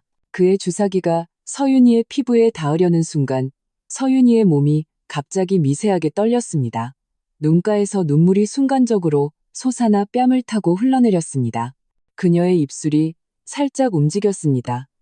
마치 소리 없는 애원을 하는 것 같았습니다. 검은 그림자는 잠시 멈칫하며 동작을 멈췄습니다. 그는 서윤이를 내려다보며 조금 놀란 듯했습니다. 그는 몸을 살짝 앞으로 기울여 서윤이의 귀에 대고 다시 몇 마디 말했습니다. 목소리는 여전히 낮았지만 어조에는 약간의 초조함과 위협적인 기운이 섞여 있는 것 같았습니다. 저는 이 광경을 보며 마음속 분노를 더 이상 억누를 수 없었습니다. 무언가 해야만 했습니다. 저는 주위를 둘러보다가 에어컨 실외기 옆에 헐거워진 벽돌한 조각을 발견했습니다. 손바닥만한 크기였습니다. 저는 재빨리 그것을 집어들어 손에 꽉 쥐었습니다. 어떻게 행동해야 할지 머리를 굴렸습니다.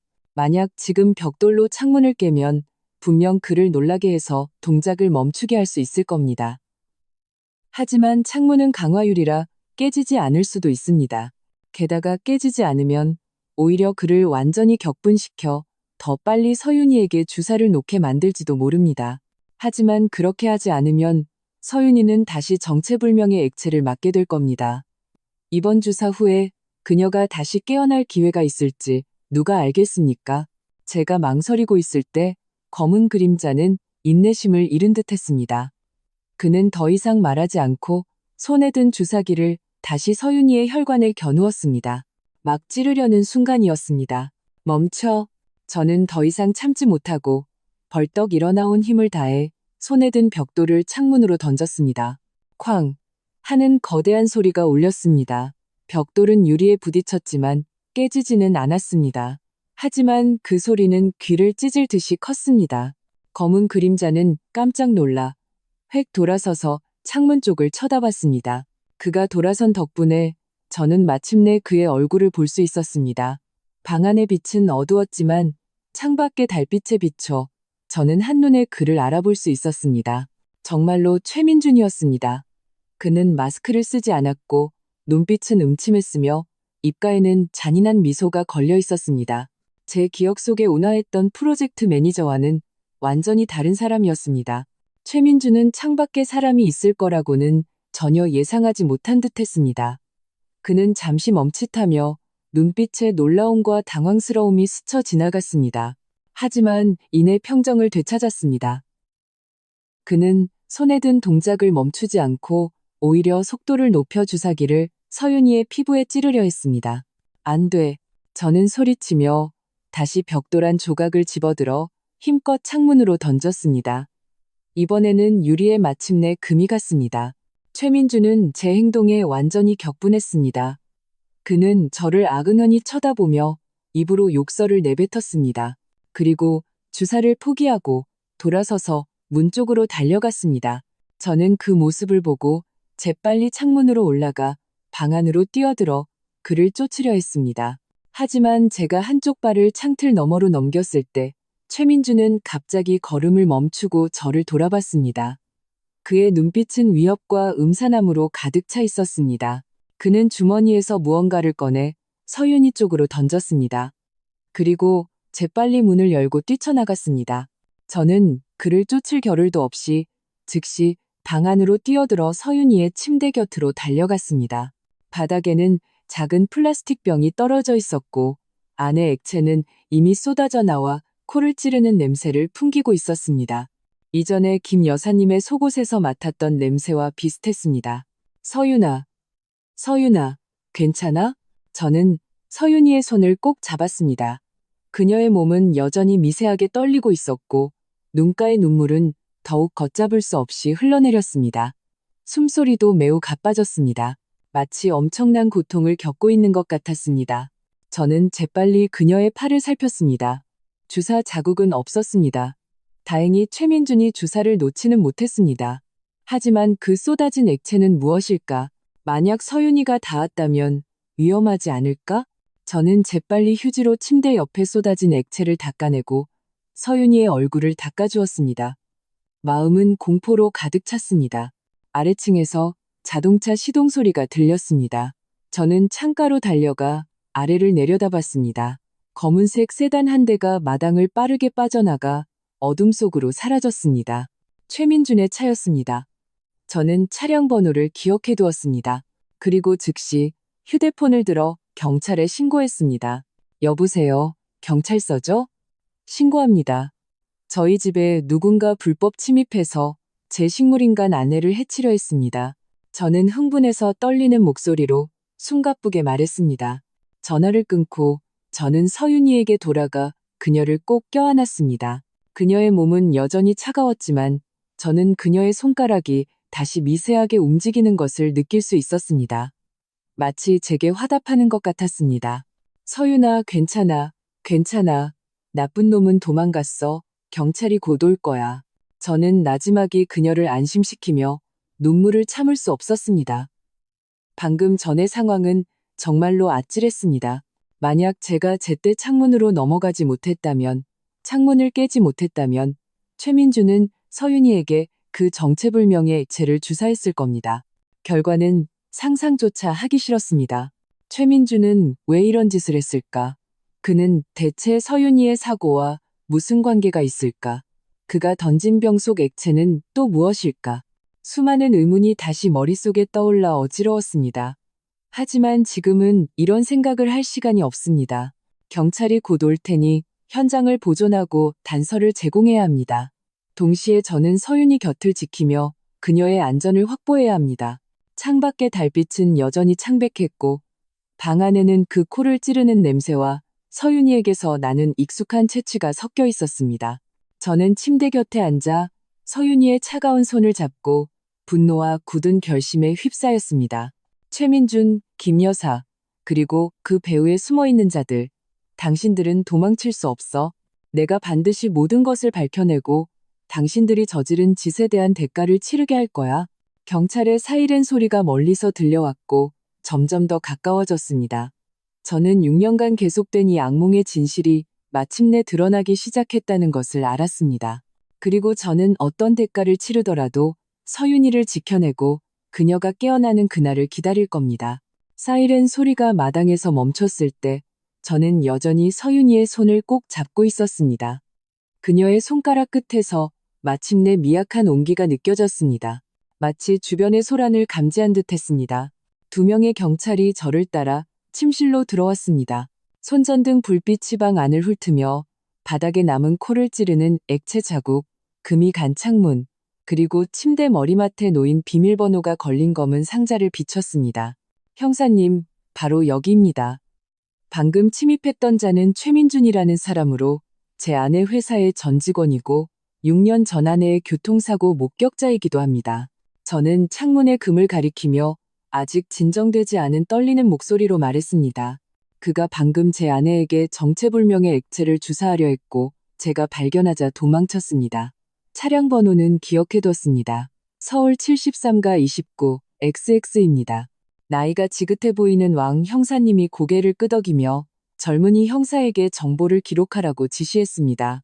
그는 몸을 숙여 족집게로 액체가 묻은 휴지 조각을 집어 증거물 봉투에 넣었습니다. 이정훈 씨, 그가 당시 사고의 목격자라고 하셨죠? 그때 그의 증언은 어땠습니까? 이 질문은 마치 열쇠처럼 제 기억의 자물쇠를 철컥하고 열었습니다. 6년 전의 화면이 순식간에 떠올랐습니다. 슬픔에 잠겨 제가 일부러 외면했던 세부 사항들이 지금 이 순간 갑자기 선명해졌습니다. 서윤이가 사고를 당한 날은 비가 오는 오후 3시쯤이었습니다. 저는 공사 현장에서 인부들과 도면을 확인하고 있었는데 경찰로부터 전화를 받았습니다. 제가 시립병원에 도착했을 때 서윤이는 이미 응급실로 옮겨진 후였습니다. 경찰은 사고가 대형 화물차의 통제 불능으로 발생했으며 화물차 운전사는 현장에서 도주했고 현재 추적 중이라고 말했습니다. 그리고 최민준이 유일한 목격자라고 했습니다. 제가 최민준을 만났을 때 그는 온몸이 젖어 있었고 머리는 헝클어져 있었으며 얼굴에는 아직 충격이 가시지 않은 표정이었습니다. 그는 자신이 당시 마침 그 교차로를 지나가고 있었는데 서윤이의 차가 녹색 신호에 정상적으로 주행하는 것을 봤다고 했습니다. 화물차가 갑자기 오른쪽에서 튀어나왔고 속도가 너무 빨라 브레이크를 밟을 틈도 없었다고 했습니다. 그는 또 화물차 운전사가 졸음운전을 하는 것 같았고 충돌 후 멈추지 않고 바로 가속해서 도망쳤다고 말했습니다. 당시에 저는 온통 서윤이의 안위만 걱정하고 있어서 증언 속의 허점을 따질 겨를이 없었습니다. 경찰은 조서를 작성했고 최민준은 연락처를 남기고 떠났습니다. 그 후 화물차 운전사는 계속 잡히지 않았고 이 사고는 결국 뺑소니로 종결되었습니다.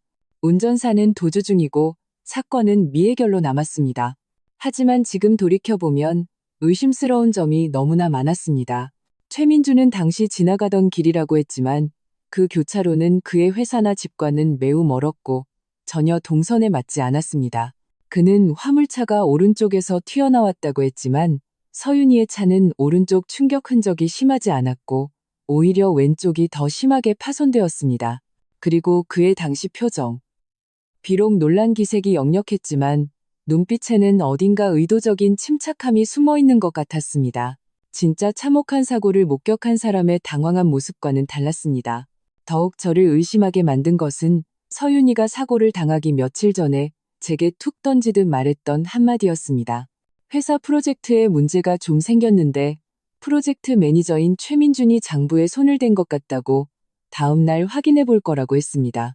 당시 저는 그녀에게 너무 예민하게 굴지 말고 몸조심하라고 충고했는데 설마 다음 날 바로 사고가 날 줄은 몰랐습니다. 이정훈 씨? 왕 형사님의 목소리가 저를 현실로 되돌려 놓았습니다. 무슨 생각이라도 나셨습니까? 그의 증언에 문제가 있다는 것이 생각났습니다.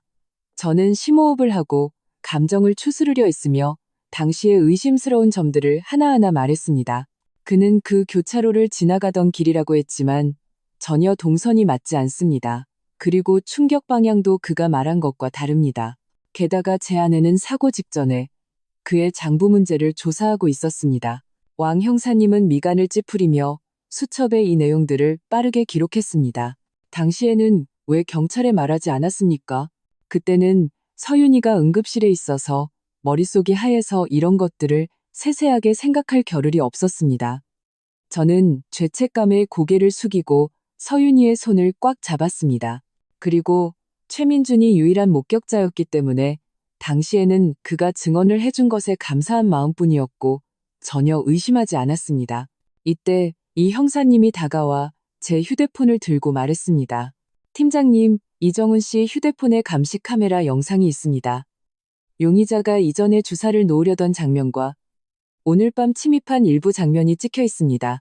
왕 형사님은 휴대폰을 받아 녹화된 영상을 재생했습니다. 화면 속 최민준은 장바구니에서 유리병과 주사기를 능숙하게 꺼냈습니다. 동작은 처음 하는 사람 같지 않게 유려했습니다. 그가 서윤이의 침대 곁에 엎드렸을 때 목소리는 불분명했지만 입모양을 통해 그가 반복적으로 한 문장을 말하고 있다는 것을 어렴풋이 알아볼 수 있었습니다. 저는 화면에 가까이 다가갔습니다. 심장이 쿵하고 내려앉았습니다. 그 말은 바로 제가 방금 창밖에서 어렴풋이 들었던 것이었습니다. 깨어나면 안 돼. 깨어나면 끝이야. 깨어나면 안 돼. 깨어나면 끝이야. 저는 중얼거리듯 반복했습니다. 한기가 발끝에서부터 머리끝까지 치솟았습니다. 그는 서윤이가 깨어나는 것을, 무언가를 말하는 것을 두려워하고 있었습니다. 왕 형사님의 얼굴도 심각해졌습니다. 아무래도 이번 침입 사건과 6년 전 교통사고가 관련이 있는 것 같습니다.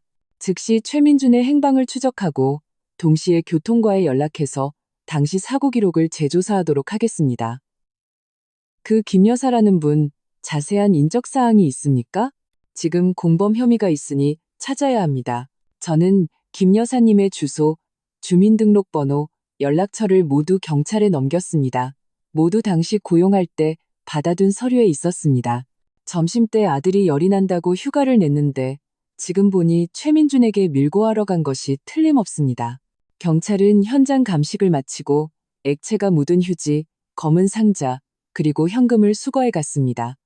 제게도 상세한 조서를 받고 나서야 떠났습니다. 떠나기 전에 왕 형사님은 제 어깨를 두드리며 말했습니다. 이정훈 씨, 힘내십시오. 저희가 최대한 빨리 진상을 규명하겠습니다. 이 기간 동안 안전에 유의하시고 무슨 일이 생기면 언제든 연락 주십시오. 경찰이 떠난 후 방 안은 다시 고요해졌습니다. 서윤이의 고른 숨소리만이 들려왔습니다. 저는 침대 곁에 앉아 그녀의 잠든 얼굴을 바라보았습니다. 머릿속에는 최민준의 그 말, 깨어나면 안 돼, 깨어나면 끝이야, 와 당시 사고의 여러 의문점들이 가득했습니다. 저는 갑자기 당시 경찰이 제게 보여준 사고 현장 사진 속에서 서윤이의 차가 왼쪽이 심하게 파손되었지만 브레이크 자국이 이상했다는 것을 떠올렸습니다. 직선으로 난 것이 아니라 약간 휘어져 있었습니다. 마치 무언가에 부딪혀 밀린 것 같았습니다. 당시 경찰은 서윤이가 급한 마음에 핸들을 꺾었을 것이라고 설명했지만 지금 생각해보니 혹시 최민준이 거짓말을 한 것은 아닐까요? 화물차는 통제 불능이 아니라 고의로 충돌한 것은 아닐까요? 그리고 최민준의 증언 속에서 그는 화물차 운전사가 졸음운전을 했다고 했는데 그는 어떻게 확신할 수 있었을까요? 당시에는 비가 많이 와서 시야가 좋지 않았습니다. 그는 대체 어느 위치에서 그것을 본 걸까요? 이런 세부 사항들을 당시에는 모두 놓쳤지만 지금 생각해보니 전부 허점이었습니다. 저는 휴대폰을 들어 강영의 번호를 찾아 문자를 보냈습니다. 강영, 6년 전 한서윤 교통사고 관련 모든 기록 좀 알아봐줘. 경찰 조서, 현장 사진, 최민준 증언, 그리고 당시 그의 행적까지, 그리고 김 여사 행방도 지금 최민준과 같이 있을 가능성이 커. 강영은 곧바로 답장을 보냈습니다. 알았어, 정훈아. 바로 알아볼게. 소식 오는 대로 바로 알려줄게. 휴대폰을 내려놓고 저는 다시 서윤이의 손을 잡았습니다. 그녀의 손가락이 다시 미세하게 움직였습니다. 이번에는 이전보다 더 선명했습니다. 마치 제게 힘껏 화답하려는 것 같았습니다. 서윤아. 저는 그녀의 귀에 대고 낮고 단호한 목소리로 말했습니다. 당시 사고가 우연이 아니었다는 거 알아. 최민주는 거짓말을 하고 있어. 그는 당신이 깨어나서 진실을 말할까봐 두려워하고 있어. 당신은 이미 알고 있었던 거지? 계속 나한테 말하고 싶었지만 말할 수가 없었던 거지? 서윤이의 눈가에서 다시 눈물이 흘러내려 뺨을 타고 제 손등 위로 떨어졌습니다. 그 따뜻한 감촉에 제 심장이 쿵하고 내려앉았습니다. 그녀는 분명 진실을 알고 있습니다. 최민준이 계속해서 김 여사님을 시켜 그녀에게 묵은 속옷을 갈아입히고 정체불명의 액체를 주사한 것은 바로 그녀를 계속 식물인간 상태로 만들어 영원히 입을 열지 못하게 하기 위함이었습니다. 그런데 왜 하필 묵은 속옷일까? 이것이 사고와 최민준의 음모와 무슨 관계가 있을까? 저는 침대 머리맡에 놓인 서윤이가 방금 갈아입은 연보라색 속옷을 보았습니다. 갑자기 이전에 김 여사님의 영수증에서 봤던 의료용 묵윤 속옷과 그 희미하게 나던 이상한 냄새가 떠올랐습니다. 설마 이 속옷들에도 문제가 있는 것은 아닐까? 예를 들어 어떤 약물이 묻어 있어 서윤이를 계속 잠들게 만드는 것은 아닐까? 저는 재빨리 그 속옷을 집어들어 가까이 대고 냄새를 맡아보았습니다. 이전에 맡았던 소독약 냄새 외에 아주 희미하게 방금 최민준이 쏟은 액체와 비슷한 냄새가 났습니다. 설마 이 속옷들은 어떤 약물에 담가졌던 것이고 김 여사님이 매일 갈아입힌 것은 서윤이가 지속적으로 그 약물에 노출되어 혼수 상태를 유지하게 하기 위함이었을까? 이 생각에 등골이 오싹해졌습니다. 만약 그렇다면 최민준과 김 여사님의 음모는 너무나 악독했습니다. 그들은 사고를 조작했을 뿐만 아니라 지난 6년 동안 계속해서 약물로 서윤이를 통제하며 깨어나지 못하게 했던 겁니다. 그리고 저는 바보처럼 속아서 그들에게 지속적으로 해를 입고 있는 아내를 매일 정성껏 돌보고 있었던 겁니다. 저는 속옷을 조심스럽게 밀봉 봉투에 넣었습니다. 이것도 증거입니다. 경찰이 필요할 때 화학 분석을 위해 제출할 수 있을 겁니다. 그리고 저는 창가로 다가가 밖에 칠흑 같은 밤하늘을 보았습니다. 마음은 분노와 죄책감으로 가득 찼습니다. 최민준과 김 여사님의 잔인함에 분노했고 제 자신의 둔함과 부주의에 죄책감을 느꼈습니다. 만약 당시에 제가 조금만 더 신경 써서 최민준의 증언을 꼼꼼히 확인했다면 어쩌면 진작에 의심스러운 점을 발견했을지도 모릅니다. 만약 이 보름 동안 제가 망설이지 않고 더 빨리 행동했다면 어쩌면 서윤이는 이렇게 많은 해를 입지 않았을지도 모릅니다. 미안해, 서윤아, 미안해. 저는 나지막이 사과했습니다. 눈물이 걷잡을 수 없이 흘러내렸습니다. 내가 너무 무능해서 당신을 이렇게 힘들게 했어. 조금만 더 버텨줘. 내가 반드시 모든 것을 밝혀내고 최민준과 김 여사님을 법의 심판대에 세울게. 그들이 저지른 짓에 대한 대가를 치르게 할 거야. 서윤이의 숨소리가 미세하게 멈칫했습니다. 입술이 살짝 움직였습니다. 마치 괜찮아라고 말하는 것 같기도 하고 힘내라고 말하는 것 같기도 했습니다. 저는 그녀가 분명히 힘겹게 버티고 있으며 깨어날 그날을 기다리고 있다는 것을 알았습니다. 그때 휴대폰이 갑자기 진동했습니다. 강영에게서 온 문자였습니다. 정훈아, 알아냈어. 당시 최민준의 증언에 문제가 있었어. 경찰 기록에 따르면 그날 그의 차량 블랙박스에 기록된 경로는 사고 교차로를 지날 수가 없는 경로야. 그리고 사고 발생 후 그의 계좌에 갑자기 5억 원의 출처불명의 돈이 입금됐어. 5억 원. 출처불명. 제 심장이 쿵하고 내려앉았습니다. 진실의 윤곽이 점점 더 뚜렷해졌습니다. 최민준은 지나가던 목격자가 아니었습니다. 그는 아마도 사고의 기획자였을 겁니다. 그 5억 원은 아마도 살인 청부의 대가이거나 혹은 범죄 수익의 분배금이었을 겁니다. 저는 휴대폰을 꽉 쥐었습니다. 손가락은 힘을 주어 하얗게 변했습니다. 최민준, 이 짐승 같은 놈. 내가 반드시 내게 피해 대가를 치르게 하겠다. 창밖의 바람은 점점 더 거세졌고 커튼을 흔들어 쏴하는 소리를 냈습니다. 저는 앞으로의 조사가 순탄치 않을 것이라는 것을 알았습니다. 최민준이 감히 이런 짓들을 저질렀다는 것은 그가 믿는 구석이 있다는 뜻이고 심지어 공범이 더 있을 수도 있습니다. 하지만 저는 물러서지 않을 겁니다. 서윤이를 위해서 6년간 덮여있던 진실을 위해서 저는 온 힘을 다해 모든 죄악을 세상에 드러낼 겁니다.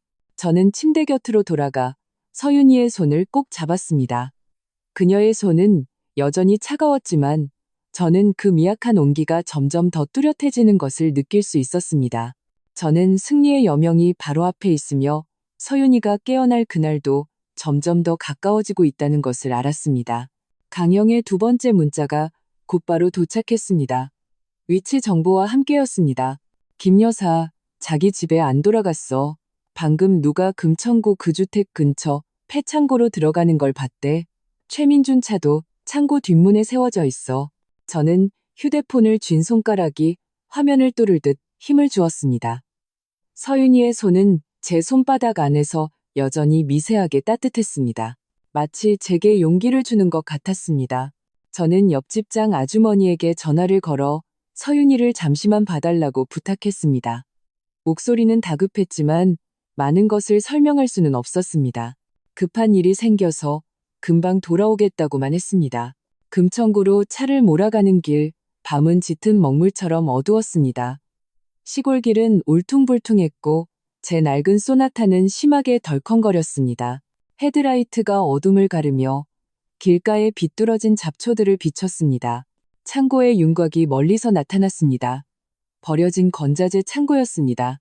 벽은 페인트가 벗겨져 있었고 양철 지붕은 녹슬어 음산하고 죽은 기운을 풍겼습니다. 최민준의 검은색 세단은 정말로 뒷문에 세워져 있었습니다. 불은 꺼져 있었고 마치 웅크린 야수 같았습니다. 저는 차를 100m 떨어진 나무 그늘에 세우고 시동을 끈 채 밤의 어둠을 틈타 허리를 숙여 창고로 다가갔습니다. 창고 뒷문은 살짝 열려 있었고 틈새로 희미한 손전등 불빛과 낮게 깔린 말소리가 새어나왔습니다. 남자와 여자, 바로 최민준과 김 여사였습니다. 제 심장이 목구멍까지 차올랐습니다. 저는 숨을 죽이고 차가운 양철벽에 몸을 붙인 채 틈새로 안을 들여다봤습니다. 창고 안은 버려진 철근과 목재로 가득했고 먼지가 자욱했습니다. 공기 중에는 곰팡이 냄새와 녹슨 냄새가 진동했습니다. 최민준은 문을 등지고 서 있었고 손에는 유리병을 들고 있었습니다. 이전에 김 여사님이 주사하려던 것과 같은 종류였습니다. 손전등 불빛이 그의 얼굴을 비췄고 음침한 눈빛에는 초조함이 가득했습니다. 김 여사님은 그 맞은편에 서 있었습니다. 머리는 헝클어져 있었고 눈은 울어서 붉어져 있었습니다. 두 손은 불안하게 옷자락을 만지작거리며 벌벌 떨고 있었습니다. 대체 어쩌자는 거예요? 김 여사님의 목소리에는 울음이 섞여 있었고 공포가 억눌려 있었습니다. 경찰이 정훈 씨 집에까지 갔어요. 분명 저를 찾아낼 거예요. 저 이제 그만할래요. 최민준 씨, 돈 다 돌려드릴 테니 저랑 제 아들 좀 놔주세요. 최민준은 차갑게 비웃었습니다. 목소리는 낮고 흉악했습니다. 놔달라고? 이제 와서 발을 빼겠다고?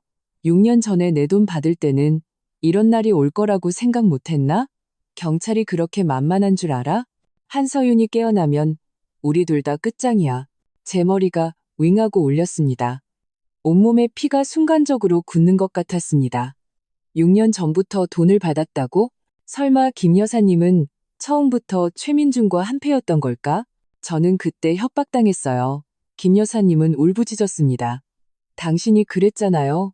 학교 다니는 우리 아들한테 무슨 일이라도 생기면 어쩔 거냐고 1억 원을 주면서 정훈 씨 집에 간병인으로 들어가라고 매일 당신이 주는 약을 서윤 씨한테 주사하라고 했잖아요. 약물 잔류를 숨기려고 매일 묵윤 속옷으로 갈아입히라고도 했고요.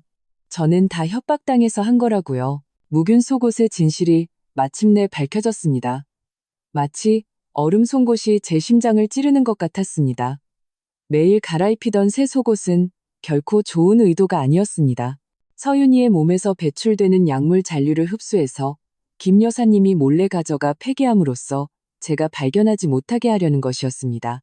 저는 그 속옷에서 나던 희미한 이상한 냄새를 6년 동안 한결같이 잠들어 있던 서윤이를 그녀의 눈가에서 흐르던 이유 모를 눈물을 떠올렸습니다. 하늘을 찌를 듯한 분노와 가슴 아픔이 순간적으로 저를 덮쳤습니다. 하마터면 뛰쳐들어갈 뻔한 충동을 간신히 억눌렀습니다. 협박? 최민주는 한 걸음 다가가 김 여사님의 멱살을 잡았습니다. 눈빛은 흉악했습니다. 내 돈으로 내 아들 집 사주고 비싼 사립학교 보낼 때는 협박당했다는 소리 안 하더군. 이제 경찰이 들이닥치니까 꼬리 자르려고? 어림없어. 김 여사님은 그에게 멱살을 잡혀 숨을 헐떡이며 울부짖었습니다. 저는 서윤 씨가 반응을 보일 줄은 몰랐어요. 영원히 깨어나지 못할 줄 알았다고요. 최민준 씨, 말해봐요. 당시 사고 대체 어떻게 된 거예요? 왜 그렇게까지 해서 서윤 씨를 잠들게 해야만 했어요? 최민주는 그녀를 거칠게 놓아주고 한 걸음 물러섰습니다.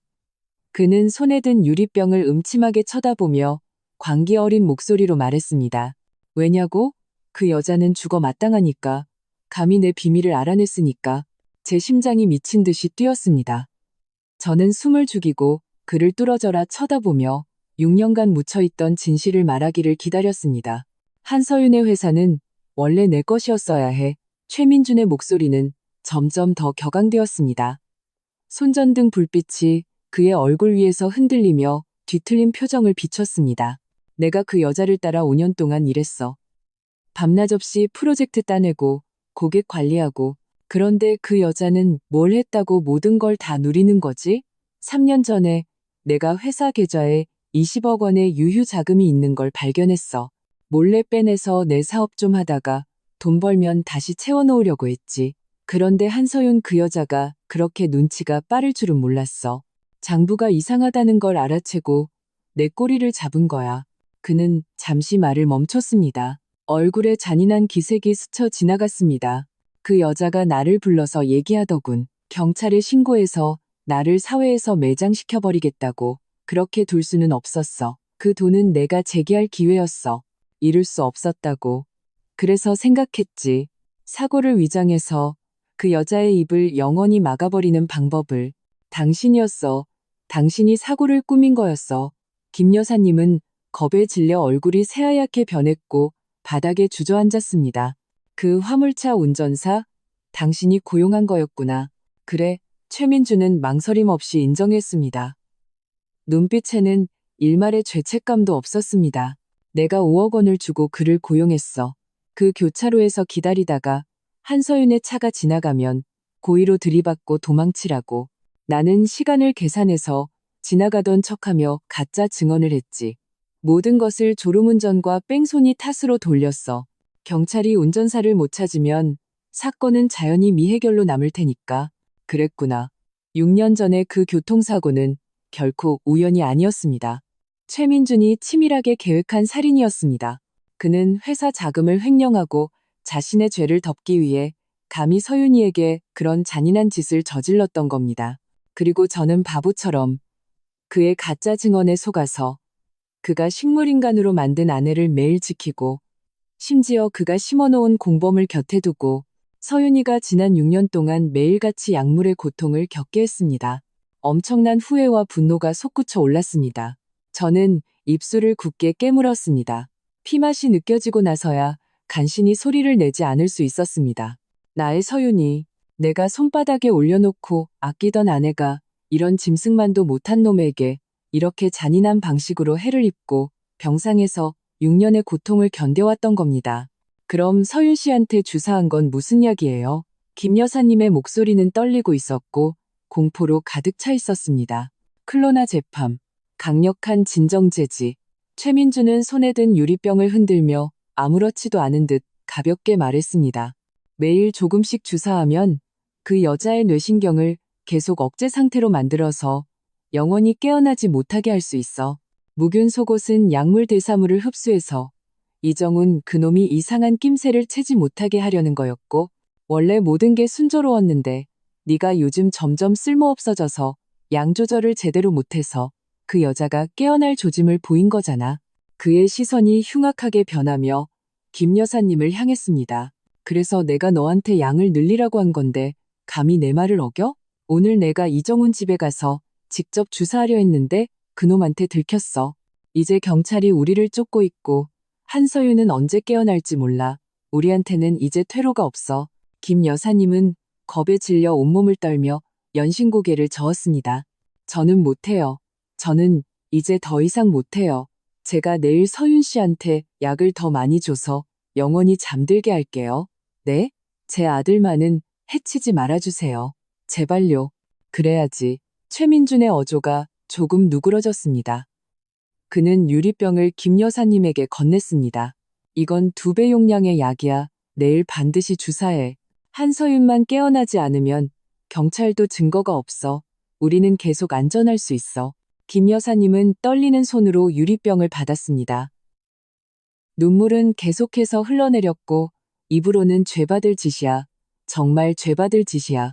라고 중얼거렸습니다. 저는 문 밖에서 온몸이 얼어붙고 등골이 오싹해졌습니다.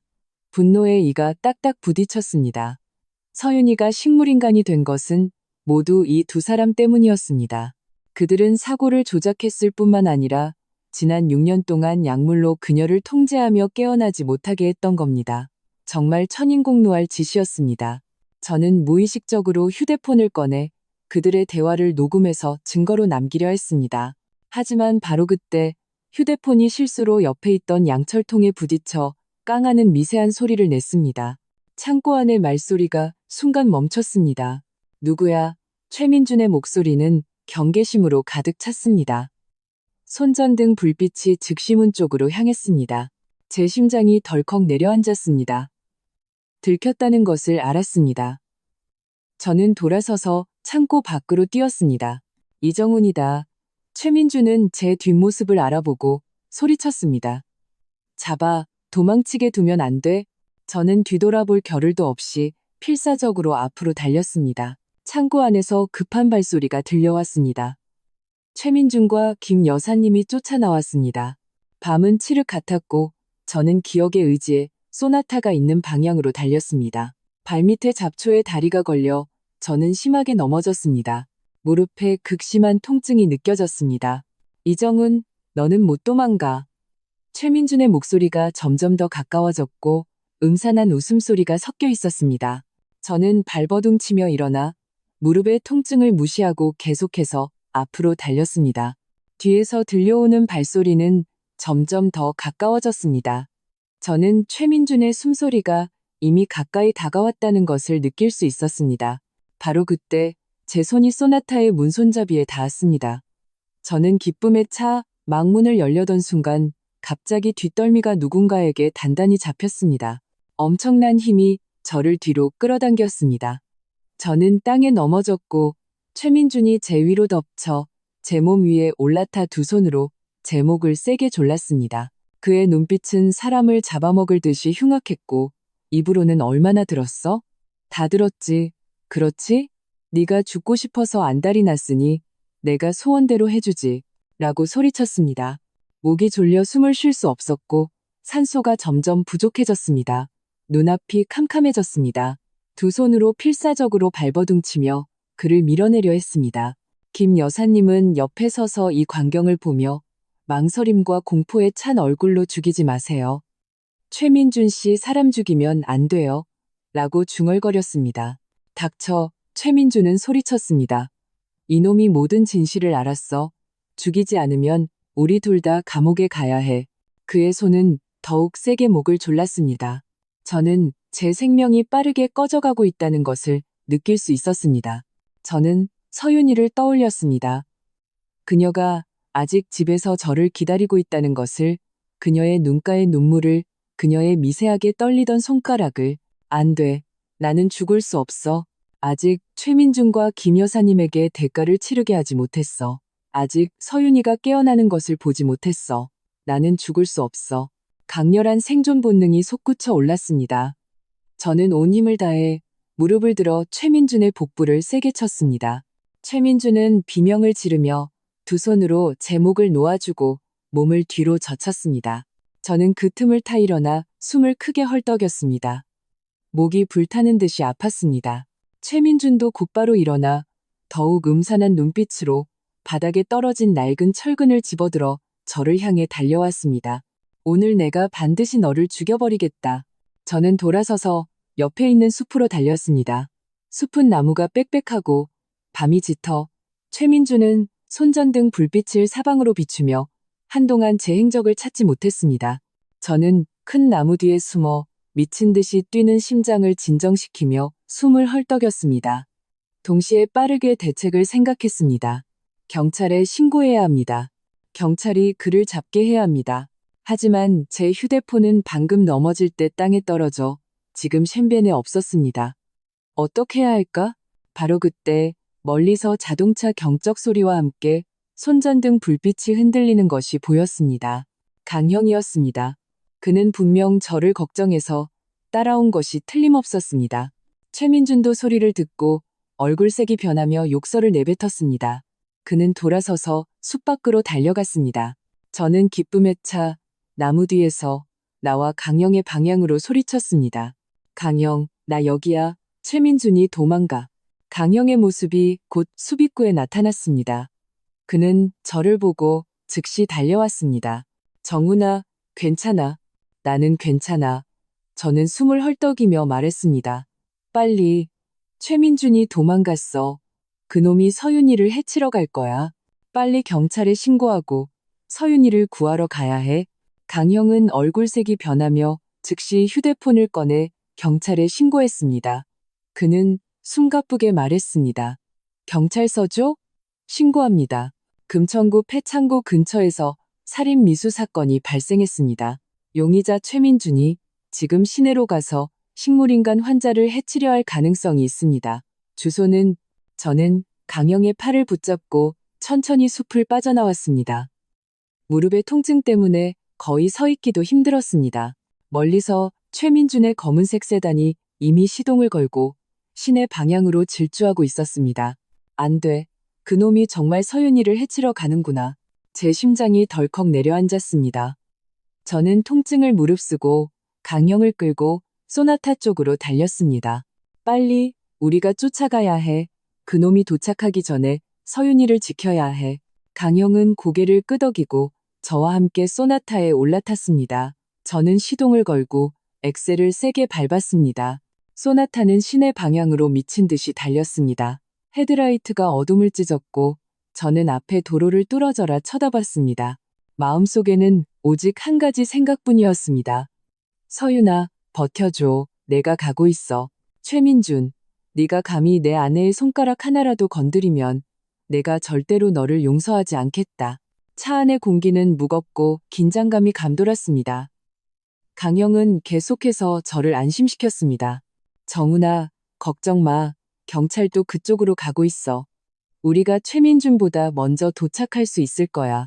저는 아무 말도 하지 않고 단지 핸들을 꽉 잡고 엑셀을 끝까지 밟았습니다. 저는 이것이 시간과의 싸움이며 생사를 건 싸움이라는 것을 알고 있었습니다.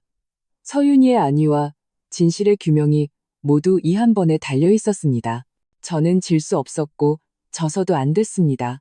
낡은 소나타의 엔진이 울부짖으며 시골길 위로 급한 빛에 궤적을 그렸습니다. 제 손바닥은 식은땀으로 흥건했고 핸들을 꽉 쥔 채 최민준의 차량 흔적을 조금이라도 놓칠까봐 앞을 뚫어져라 쳐다봤습니다. 강영은 조수석에 앉아 한편으로는 경찰에게 실시간 위치를 보고하고 다른 한편으로는 계속해서 저를 안심시켰습니다. 저는 바짝 뒤따랐습니다. 차가 완전히 멈추기도 전에 문을 열고 뛰어내렸습니다. 시동도 끄지 않고 다짜고짜 계단으로 뛰어 올라갔습니다. 강영도 저를 따라 뛰어들어오며 정훈아, 조심해 라고 외쳤습니다. 계단의 센서등이 발소리에 반응해 한층 한층 위로 켜졌습니다. 제가 3층에 도착했을 때 멀리서 저희 집 문이 부서져 열려 있는 것을 보았습니다. 안에서는 장아주머니의 비명이 들려왔습니다. 누구세요? 오지 마세요. 서윤아, 제 심장이 멎는 것 같았습니다.